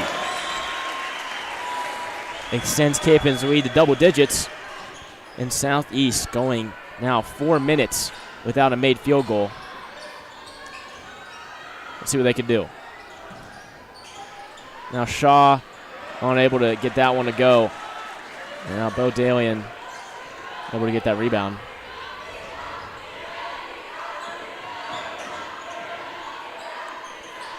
And Corbin Johnson takes it to Keller. And, Kapaun's still running pretty spread out offense. They like to look to drive, kick out as in there, but Max Keller not getting it to go. Now out of bounds. Maybe a miscue there by Southeast. And now number 22, Preston Din, comes back into the game. And Arnold also enters the game, number 1 for Southeast.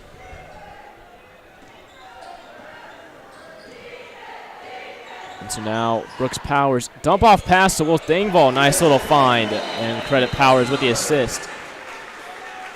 Good connection found there. Really good read by Thingvall there, seeing that backdoor cut on that baseline. And it looks like maybe the refs thought it was initially a timeout, but maybe that was redacted, and so they're kind of pressuring Southeast so they don't get an illegal timeout here. But regardless, let's see what Southeast can do with potentially their last possession of the first quarter.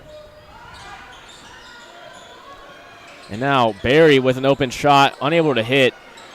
And now aggressive rebound made by Will Thingvall.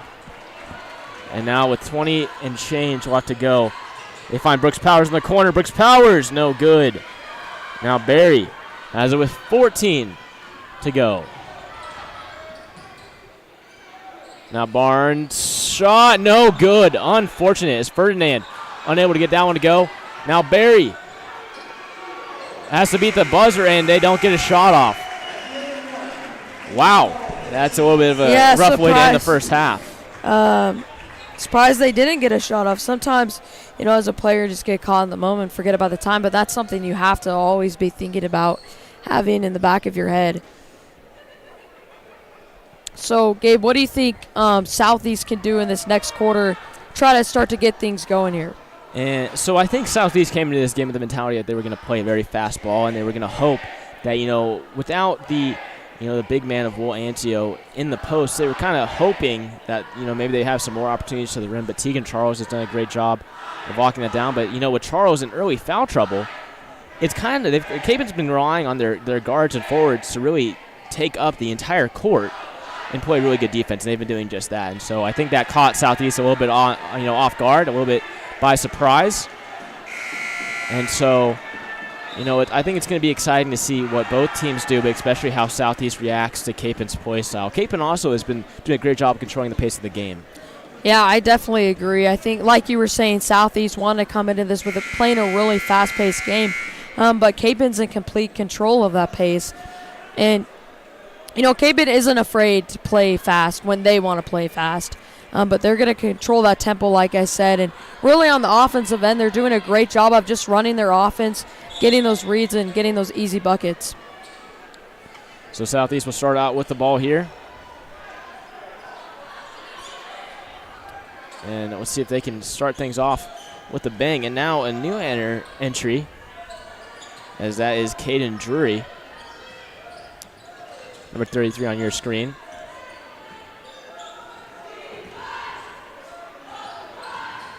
And now Barnes with the moving shot. That is going to be no good. Rebound goes to Thingvall.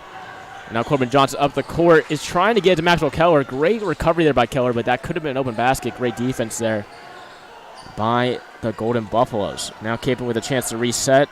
Dump off to Corbin Johnson. Corbin Johnson dumps off to Dalian. Bodalian, shot no good. Put back by Johnson, no good. However, that will be a foul. And so Johnson will head to the line for two. This will be Kapaun's first free throws of the contest.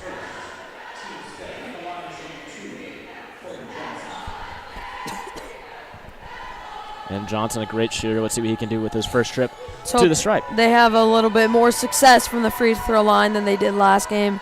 They were, I believe, under 50%, just under 50%. And so Johnson there making the first. And Sophia, I mean, we noticed a similar trend with your team last week, maybe not doing the best from the free throw line, but this week shooting over 75%. And so, Sophia, you contributed to that as well. But, as a, player on that team, what are your thoughts on, free throws and potentially how a team is able to, improve their free throw percentage over a week? I think really I was talking with Coach Vanek about it, and he was just said it really is all mental. And, first game, the thing is you're not really thinking about free throws, as was mentioned, which isn't a great thing. Like, you should be able, once you get to the free throw line, to be focused and to make those free throws. So I think tonight, especially with that, the pressure, a closer game-like situation, you feel that pressure and that need to make those free throws, and that always helps. But it really is just mental and just telling yourself, I'm going to put this in the hoop.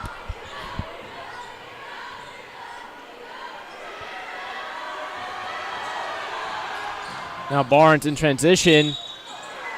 Foul going to be called.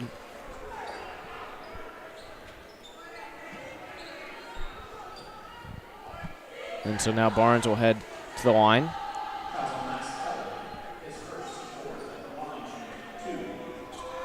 This will be Southeast first trip, as Barnes had thought he was going to shoot some free throws earlier, but that got called back to under the rim. And so Barnes able to knock down his first.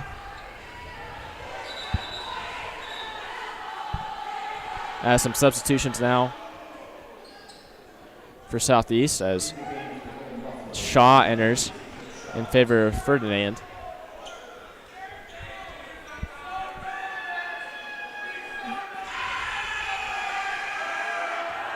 And now Barnes' second attempt up and good. Now a substitution for Preston Din to come back on the court as Barnes heads to the bench. Looks like Shaw trying to apply a little pressure on Johnson. And I think that's one thing Southeast is going to have to work on. I mean, they're playing great defense, but it's going to be about applying pressure to the ball handler. I mean, when you have these one-on-one situations, they're playing tight man, but there it is. I mean, you talk about, playing tighter defense forces miscues. Now Dominic should be underneath the basket, unable to convert. Great defense there by Lee, it looks like. Now Lee comes up with a rebound.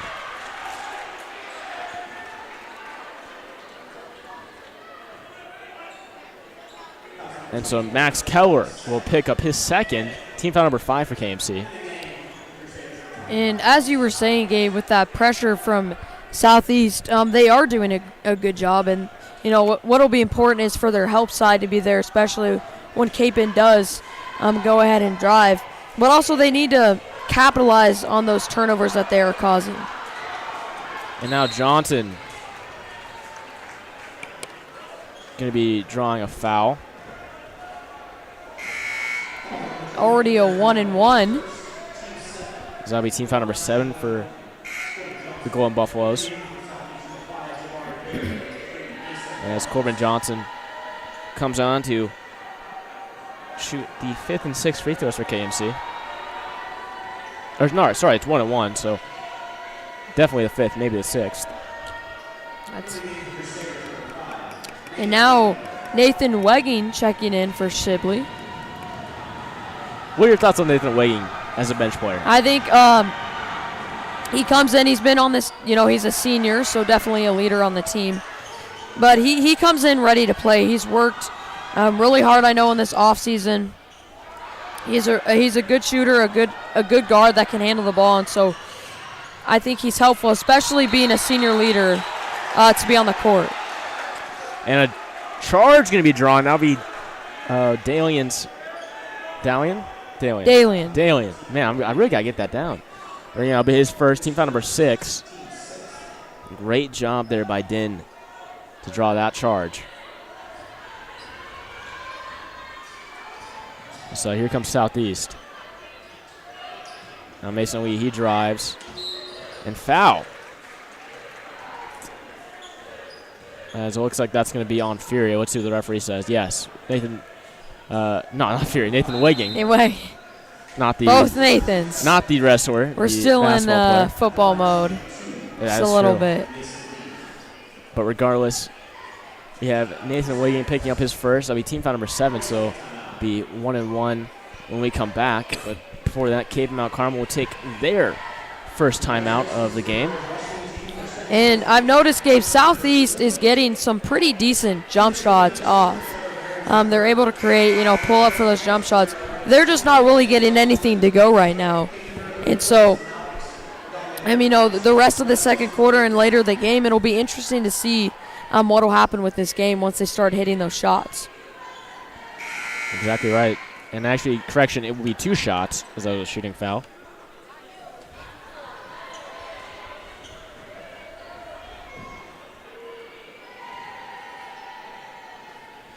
Now Mason Lee able to knock down the first.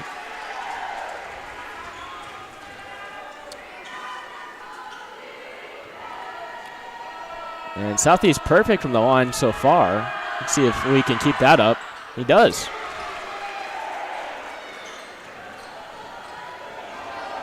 Four for 4 so far. Now Nathan Wegging for 3. That is no good. Rebound goes to Barry. And now a loose ball. Interesting Looks like, Interesting ball movement there. yeah. Looks Or else like, it'll go out of bounds. yeah, and you kick and not Barry call it basketball. he thought Barnes was still on that back court, but, you know, Barnes running up the court and missed him.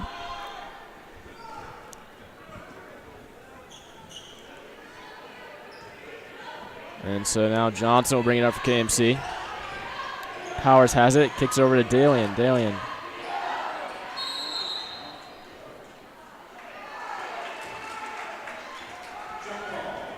As jump ball is going to be called. Let's stay at KMC's end of the court.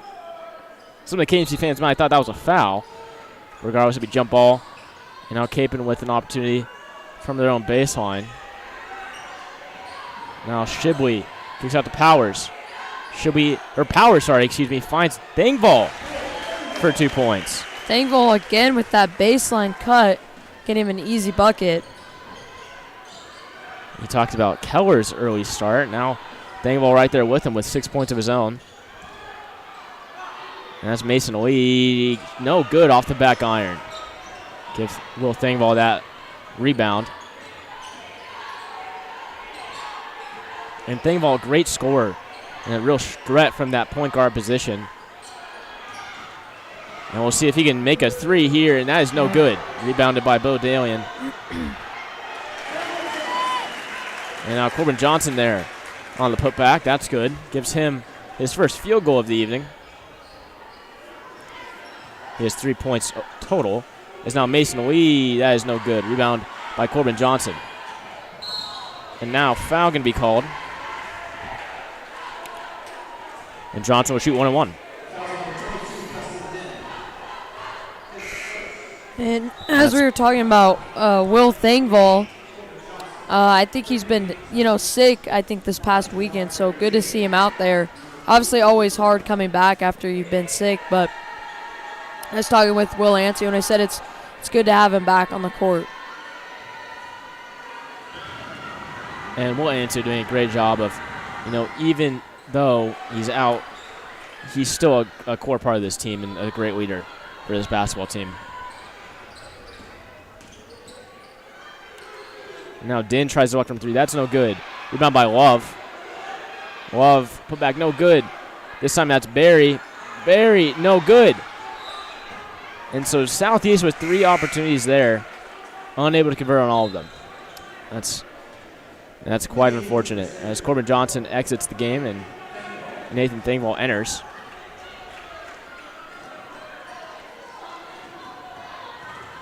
So now Brooks Powers has it. Now Powers finds Shibley on the baseline. Shibley's reverse, no good. Rebound ends up in the hands of Barry. And now, wow. Some authority there by Barnes. He gets the and one opportunity. Yeah, Barnes going all the way downhill. And one. Sorry. I was second guessing myself, but yes, and one. Sorry to interrupt you there, Sophia. No problem. So what are you thinking of Barnes so far in this game? I think, a player that brings a lot of energy.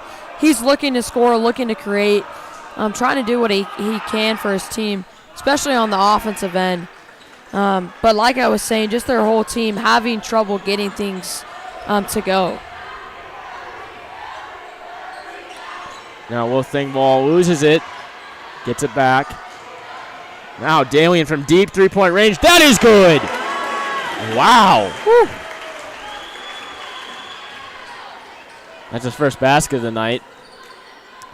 Now Barnes tries to respond. That is no good. So it'll be Crusader basketball. As Johnson re-enters the game.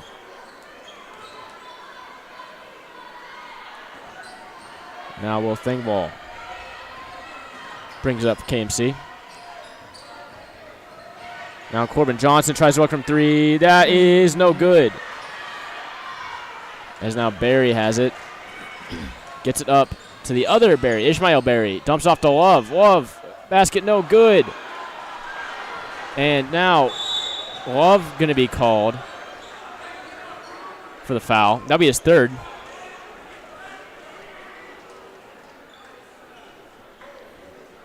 Yeah, and now Powers heading to the free throw line. That'll be team foul number 9 for Southeast in the first half. As Mason Wheat enters for Love, who now has 3 fouls, and that's a key starter for the Southeast team, and so that's going to be a hard loss to fill. Now Brooks Powers able to convert on the first shot. I think part of that there, Gabe, with Love is, it's frustrating when you miss a shot, getting his rebound.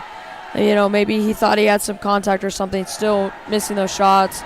And as a player, you got to do your best not to take your frustration out and turn that into a foul. And so now Din trying to make something happen, trying to get some space to shoot. Dumps it off to Barry on the inside. And what will look to be a clean block will actually be ruled a foul.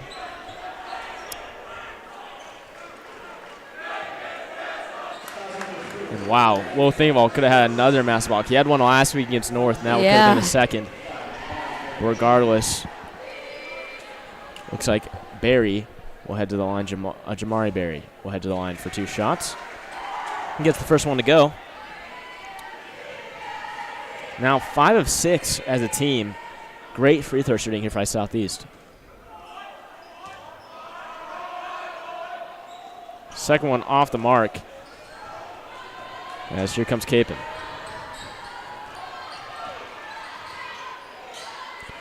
Now Johnson faces some physical defense. Drives, puts up a shot, and that is in and out. Tough break there for the sophomore. As now Barnes. Drive is good. And with 2 minutes left, Kapaun Mt Carmel will call their second timeout of the game, I believe. Could be their second. There we go. Second timeout, though, with 3 remaining. And so, Sophia, what are you seeing from Kapaun so far here in this game as Coach Eck is quite fired up in that huddle? I think, the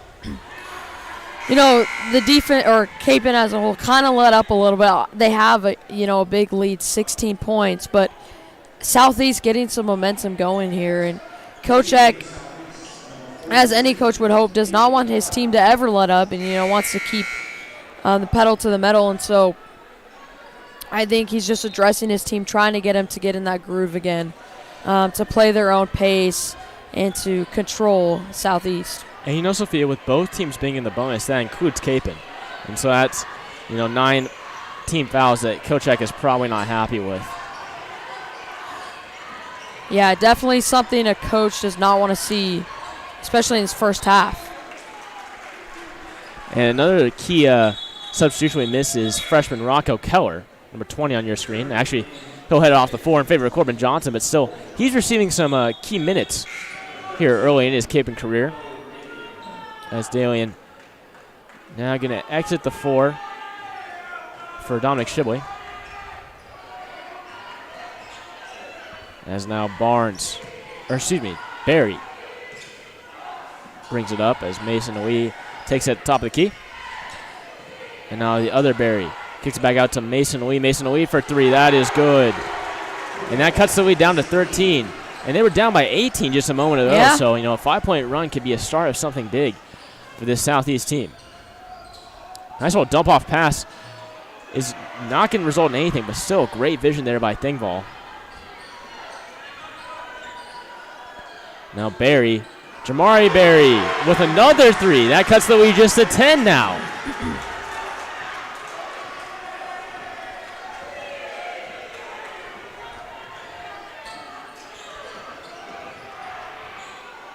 And now Corbin Johnson out to Will Thingvall. And the Crusaders just trying to run their offense, trying to, not to let Southeast pressure get to them. And Kapaun taking a lot of time on this possession. They can. They have 30 seconds to play with here. And great defense here by Southeast. Really, they're pushing Kapaun's offense all the way out to the logo. Now, finally, a drive from Thingvall is good for 2 points. Go. Pushes the lead back above 10.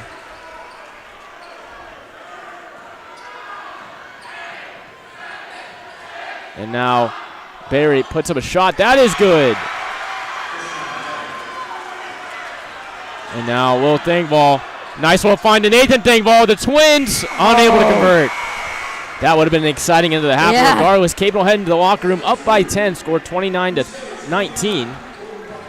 And Sophia, great first half of action. We'll step aside actually now for the KMC Palmies. Join us back in about 15 minutes for the second half of action.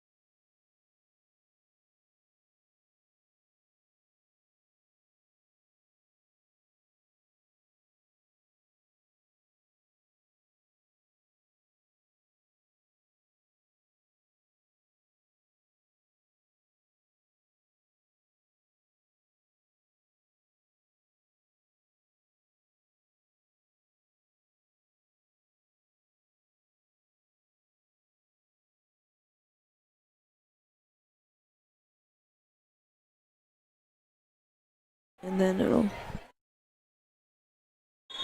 Hello and welcome back to the second half of action of KMC versus Southeast. And we'll get right into the action. And wow, Mason Barnes coming right out of the gate. Able to hit that mid-range jumper. Yeah, and Southeast heading in the half had a huge run, cut the lead to 10 and now to 8, and so they're ready to go, fired up. Now Will Thingvold, nice little dump out pass, mishandled, and that could have been an open 3 for Keller. Nice little spin out for Dominic Shibley. Finds Maxwell Keller. Maxwell Keller for 3. That is no good. And rebound goes to a new face, Davian Carter. And a 3 missed by Barry. A rebound goes to Dominic Shibley. Sorry. Now Shibley at their end. Finds Charles. Charles finds Johnson. Johnson finds Keller. And KMC doing a great job moving around the ball. And now Dominic Shibley with a second chance underneath the basket. That is good. Extends the lead back to 10. Shibley getting his first bucket of the night.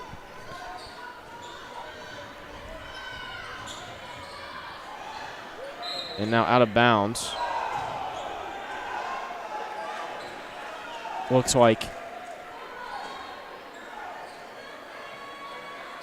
Southeast will have possession.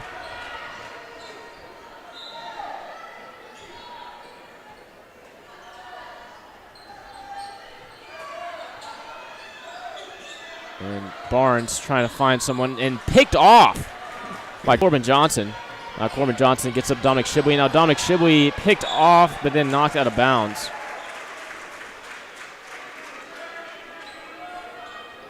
Yeah, Shibley, they're trying to get across court. Thingvold just up to the right in front of him. Overall, great energy from both teams here in the second half. I would dare to say Southeast is kind of controlling the pace of the game so far. Yeah, I would definitely agree with that, Gabe. They're coming in hot. They're excited, trying to cut this lead even more and get back into it. And so, Sophia, I mean, when you're down, as a player, when you're down, coming out of halftime, what's your mentality as a player? The main thing is you can't get too sped up because you can't get it. It's Southeast down by 10. You can't get a 10-point bucket or anything like that. So it's just a reminder you have to tell yourself you got to take it one play at a time. You can't rush or force anything. I mean, there's plenty of time left in the game, so they really need to control the pace and play at their own pace, and that's when they'll get the best shots. And now Barry, sizing up the offense, trying to find something. He does. Finds his brother, Barry. And after a fight for the rebound, it comes loose. Now Mason Lee finds, looks to be Carter. Now Mason Lee on the dump-off on the dump-off shot. And now a great find as Maxwell Keller lays in at the other end. Sorry, a lot going on there. Yeah. Quite the mouthful. But anyway, Carter has it on the other end for Southeast. Now Barry drives. That's out to Drury, and Drury shot off the mark. Now Ishmael Barry finds Carter. Carter drives, and foul going to be called.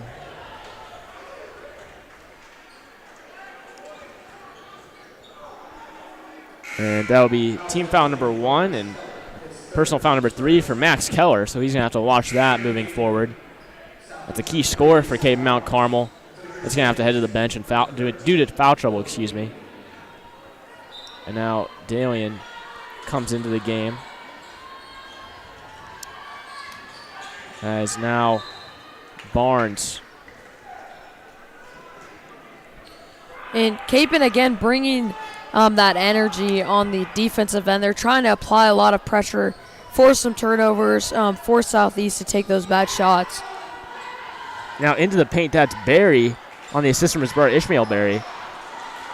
And now another full court pass by Corbin Johnson. Now Tegan Charles! With the slam dunk. Wow. Charles.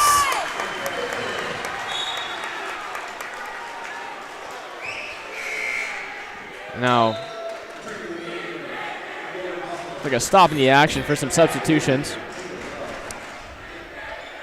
As Jordan Love returns. Reminder, Jordan Love has 3 fouls, but now Ishmael Berry will pick up a foul. A little bit of a frustration foul there. I'm surprised the refs don't look at that for a potential technical. And they might have thought maybe Johnson flopped a little bit there. Referee having a word with him maybe about that. But regardless, I mean, it seemed to be violent.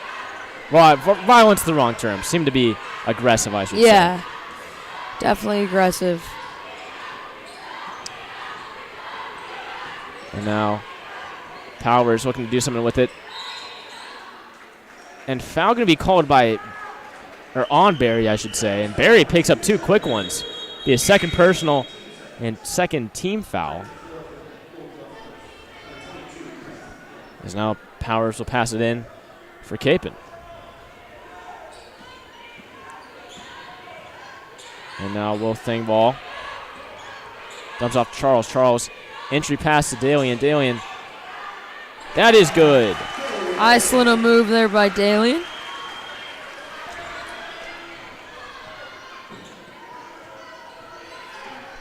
And now Barry in trouble. Foul going to be called.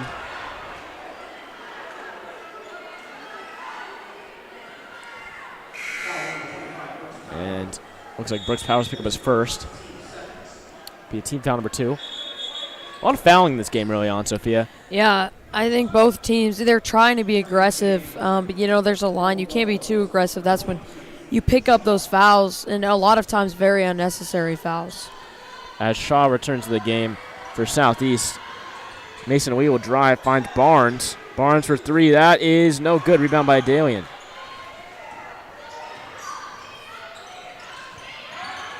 Now Powers, basket's good. Powers with 9 points, leads the team. Barnes, mid-range jumper, that's no good. Rebound goes to Johnson. Now Johnson, facing a little bit of pressure, draws a foul. That will be on Din. His second personal, team foul number 3. Yeah, and it looks like the Golden Buffaloes will now take a timeout. They'll have 2 remaining. And Sophia, in a close, not close, but in a game you're trying to come back in, you got to think, you want to save some of those fouls.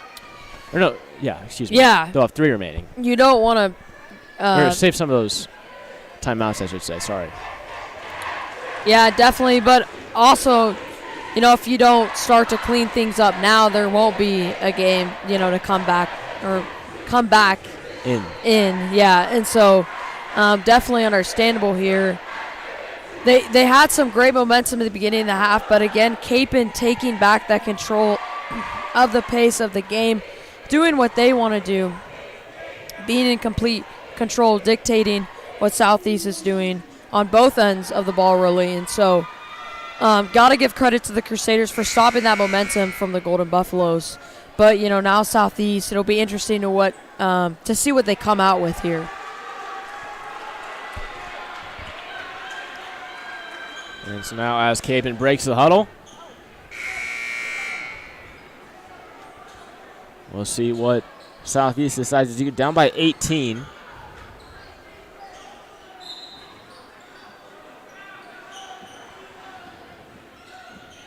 Now Johnson finds Powers on the wing. And now Powers dumps it off to Dalian. Dalian out to Charles. Charles finds Johnson. And Southeast kind of staying more home on defense. We saw them kind of push Kapaun out almost in the first half, but staying home in that zone defense. And now we see Love get dragged out here, but that opens up passing lanes like this. And that was deflected, but now Dalian from the mid-range. That is good. Credit Tegan Charles with the assist. And Dalian doing a great job on the short-range jumpers, getting them to go. Now Barry finds Shaw. Shaw, ball loose. and a tussle for it, but it looks like Corbin Johnson will get a tie-up. And that'll be jump ball in favor of Kapaun.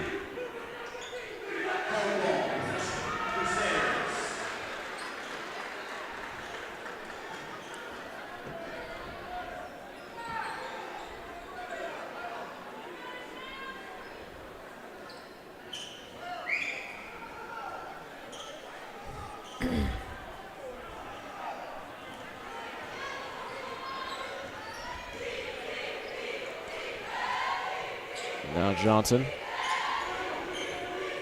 finds Will Thingvall. Will Thingvall shot off the mark, but Powers there on the rebound, but loses it. You know, miscue, rare miscue by the Kapaun Crusaders.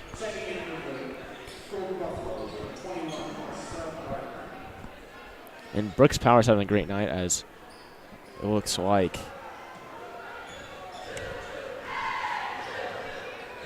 Gardner comes back in for the Golden Buffaloes. Now Gardner tries to make something happen, misses it from 3. And here comes Johnson, the Crusaders. And, you know, as we were kind of mentioning pace of play, Kapaun really slowing some things down in no hurry. And really is trying to chew some of that clock. Now Brooks Powers, nice entry pass from Will Thingvall. And Tegan Charles able to get that one to go with the putback.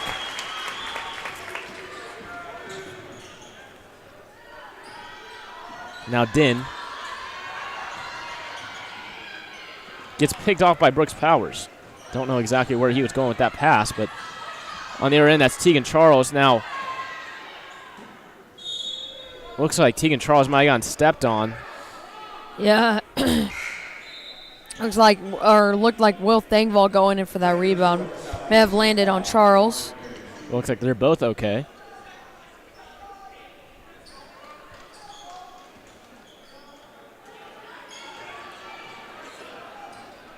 And so here comes Barry.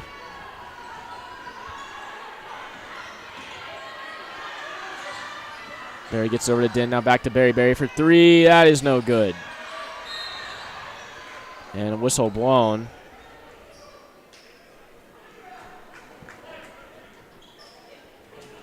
And it looks like Bo Dalian will pick up his 3rd personal. Team foul number 3. And so Southeast will get another chance out of here.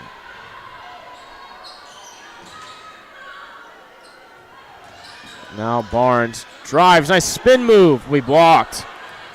Now Din able to get a second chance with it.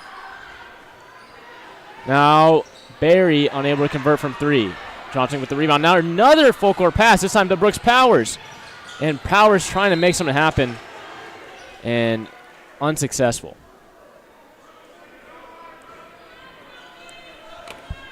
And with a minute left in the 3rd quarter, gotta think Southeast is gonna try to do something here. Yeah, they really need to, try to pick things up. They're kind of, just throwing up shots, but still got a whole quarter left to play. And I think their shot selection would be key and helpful, in getting those buckets. And now Corbin Johnson gonna be called for the travel. Dragged his back foot there.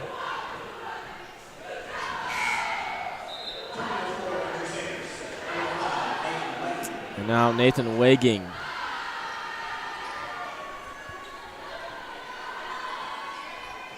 Checking in. And Kapaun looking to apply some soft pressure here. Nice basket there by Din. Yeah, sometimes Kapaun does let up just a little bit on the defensive end. We've seen a couple drives where Southeast just able to get straight to the rim.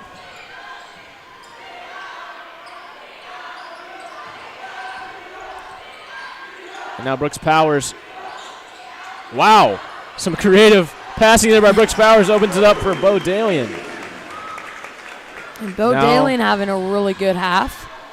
He now has 9 points. Now Tegan Charles gets to the Brooks Powers. Brooks Powers puts up a shot. That is no good as the clock hits 0.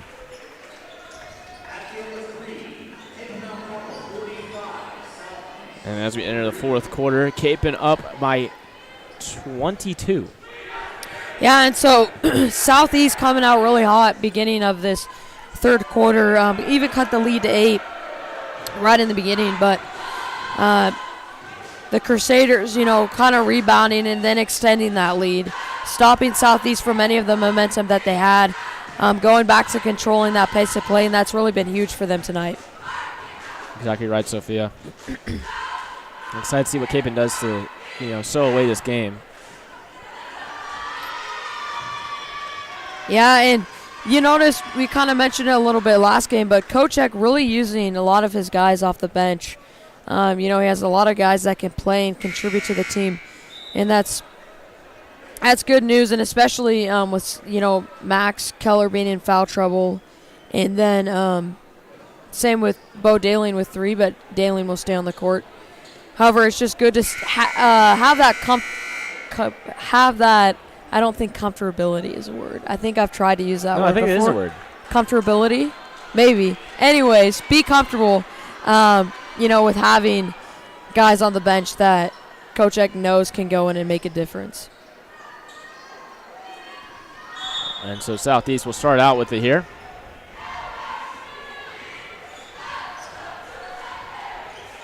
As Barry kicks it out to Lee finds Gardner. Now back out to Barnes. Barnes for 3. That is good.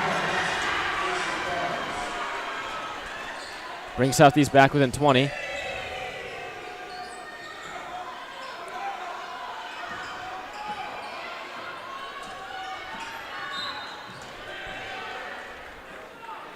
It's like a foul is going to be called on Ishmael Berry. That'll be team foul number 4. That'll be his 3rd personal. I like what Barry's doing. He's really trying to it looks like an over and back was called there. On Brooks Powers. But, yeah, with Barry, he's really trying to apply that ball pressure there, and it's a good thing. But, again, he can't, get too physical and get those fouls.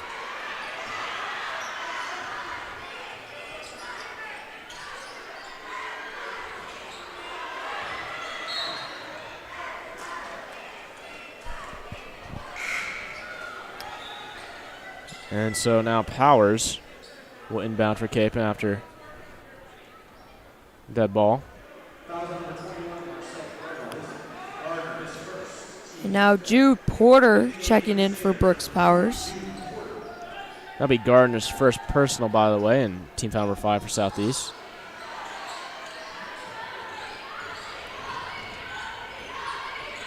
Now, Will Thingvall comes off to Jude Porter. Let's see what Jude Porter can do with it for the first time here tonight. And looks like another foul on Barry, and he will pick up his 4th foul. And, he's been a key scorer for them. 3rd leading scorer on the team tonight. Now Nathan Wagang kicks out to Tegan Charles. What are you going to say, Sophia? Well, now Southeast with 6 fouls. They got to be really careful. With being down by so much, they don't want to give, Kapaun those free points at the free throw line. And now ball tipped out of bounds. It will stay with Southeast.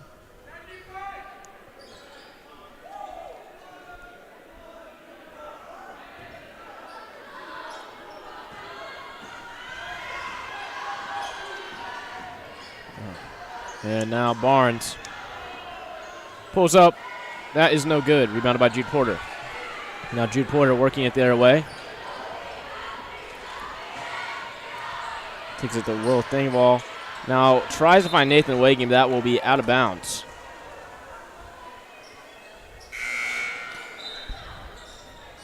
And now Max Keller now checking back in, giving Will Thingvall a breather.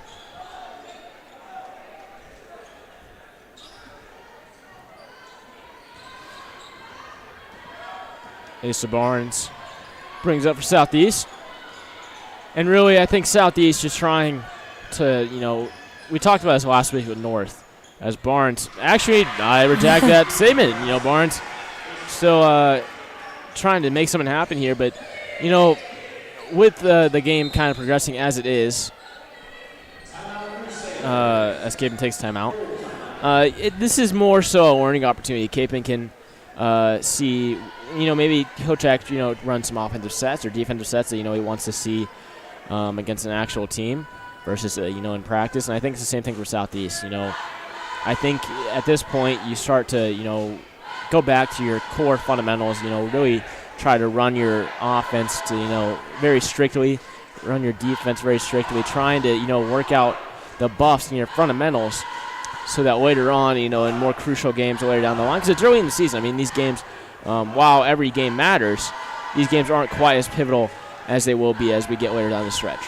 I completely agree with you, Gabe. And, you know, in running those, especially for Southeast, and just going back to those fundamentals, like you said, running that offense, that's when, you know, good things will start to happen. And, you know, down by 16 with about, just under 6 minutes left to go. But, you know, I think running that offense will be very helpful, you know, and maybe trying to cut that lead just a little bit, make their way back, you know, not give up, but just keep playing aggressively.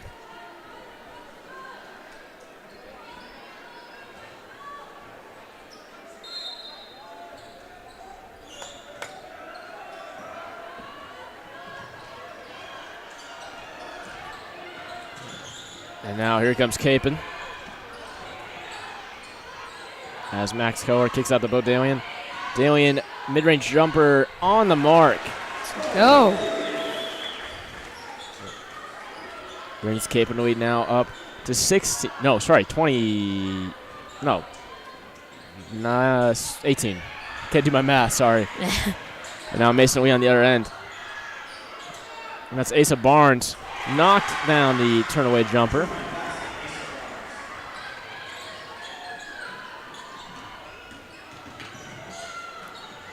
Now Corbin Johnson. Kicks to Dominic Shibley. Dominic Shibley in trouble. Tries to find Charles and does. Yeah, and Southeast really trying to apply some pressure, especially on the ball handler.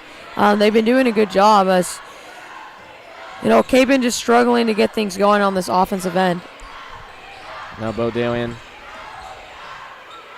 kicks it to Tegan Charles. Now Charles drives and is going to lose the ball, but foul going to be called.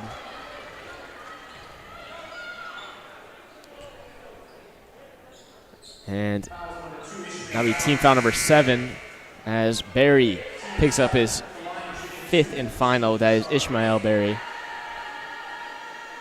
That's his 5th and final. So Shaw will check in.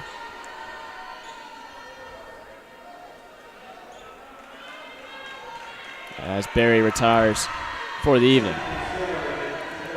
Yeah, and good, you know, hustle by Barry there this whole game. Really doing a good job on the defensive end, trying to apply some pressure. Now Tegan Charles, first one off the mark. And I believe Kapaun shooting a little bit better from free throw range. Yeah, I have him as 5 for 9 now, so a tad bit better. See if, well, now be 50%. Yeah, back to that around 50% mark. But not nearly as many free throws as last game. Exactly right. And then I don't know if it's because they've been more spacious shooting the ball, and now be out of bounds for Southeast. And Sophia, a little interesting of a call there. I would have thought because of the rim being touched, that would have been goaltending. But you know, won't affect the end result too much, I don't believe. Sometimes the refs not really looking for that.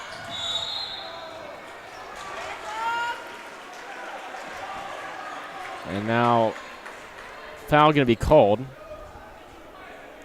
It'll be on Din, his 3rd personal.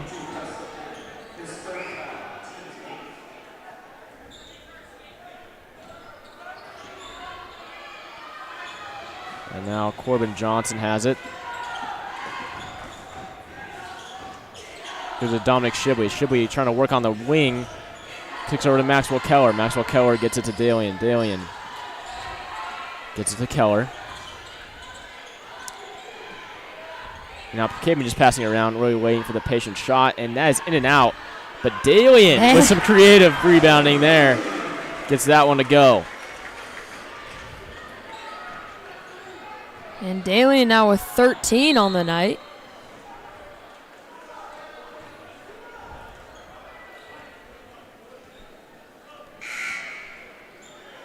And now Corbin Johnson will pick up his second personal, team foul number 4. I believe that's 13 total team fouls for Kapaun in this game. And, I mean, while not, egregious, still quite a bit. Yeah, and something they need to kind of work out as they head into the rest of the season. It'll be important to, keep that foul count low. Something you can't be, doing against, as I was saying, as they head into the middle of that season and against some good competition. And now another turnover here by Southeast. Kapaun will have a chance to extend their lead. Now taking Charles in trouble, finds Corbin Johnson. Corbin Johnson able to convert there on the post play. Now Kapaun leading by 20. Southeast looking to respond. As Din drives through some contact, and rebound goes to Tegan Charles. And now up to Dominic Shibley. Shibley gets it to Dalian. Dalian able to convert on the layup. And good job by Shibley there. Drawing the defense and then dishing it to Dalian.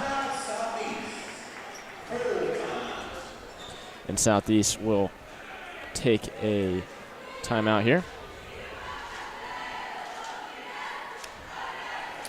And now Southeast down by 22. Just under 3 minutes left to go in the game. And, Gabe, I think at this point, obviously just trying to finish strong. Do what they can do, kind of like we mentioned the last time out. Work on those offensive, defensive sets. And I think that'll be good for the Golden Buffaloes. Exactly right, Sophia. And that being said, what are some pros and cons you've seen from Kapaun here tonight?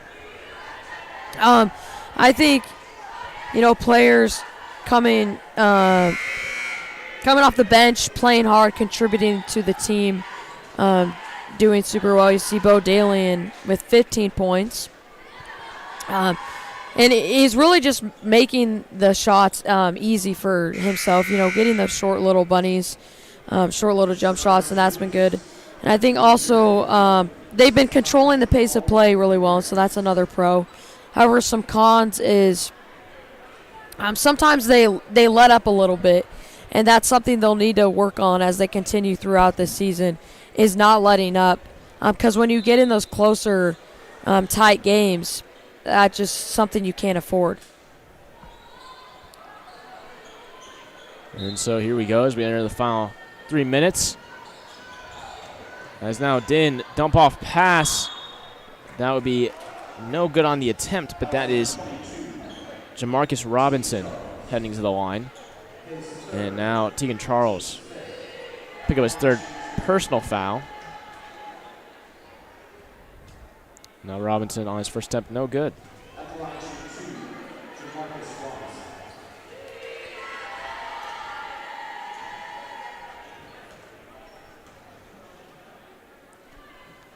Now Robinson, no good on the second attempt as well.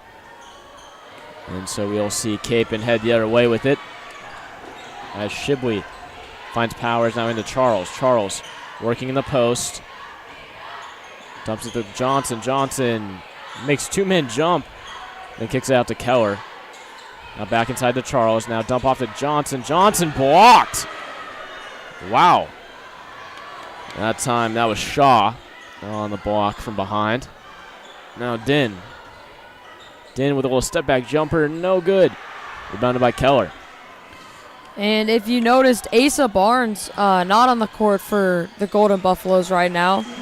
Looks like he's getting checked out by some trainers in the corner over there. Hopefully he's all right.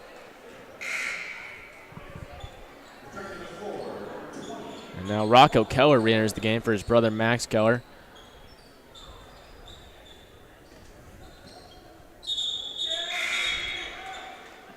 And so now we'll see Ferdinand re-enter the game in favor of Gardner.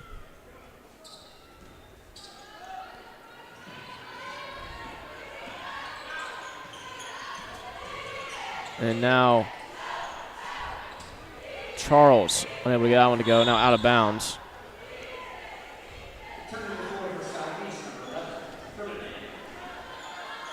And now Southeast ball.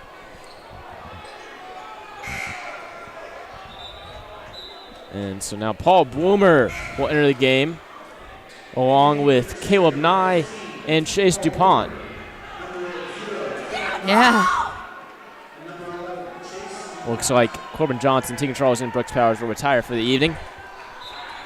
I know we talked about it earlier, but just phenomenal night from Brooks Powers overall. Yeah, I mean, he did great. You know, very aggressive player, doing what he, his role was, executed super well. Now Din trying to make something happen. Nearly lost it there. Passes it up to Henry Brooks. Now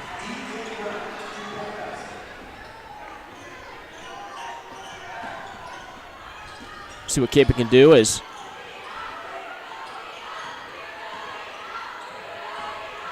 they'll look to put away this game. Now Rocco Keller unable to make that one.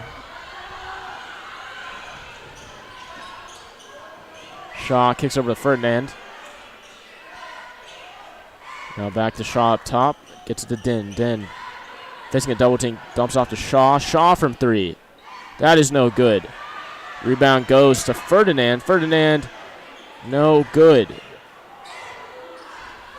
And ball goes awry right into the face of Chase DuPont. But on the other end, Caleb Nye able to knock down a jumper.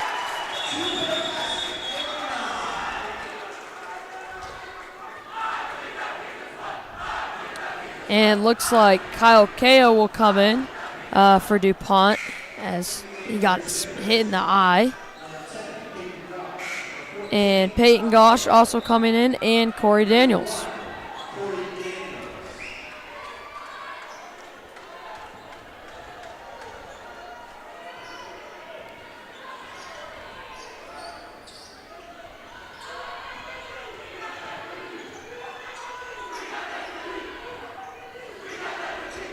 And so Din tries to walk from three. That is no good. Rebounded by Gosh. Heading into the way, that's Caleb Nye. Nye dumps off to Gosh. Gosh drives. Dumps off to Bloomer. Bloomer. Good! And the crowd goes wild. The student section hyped up for Bloomer.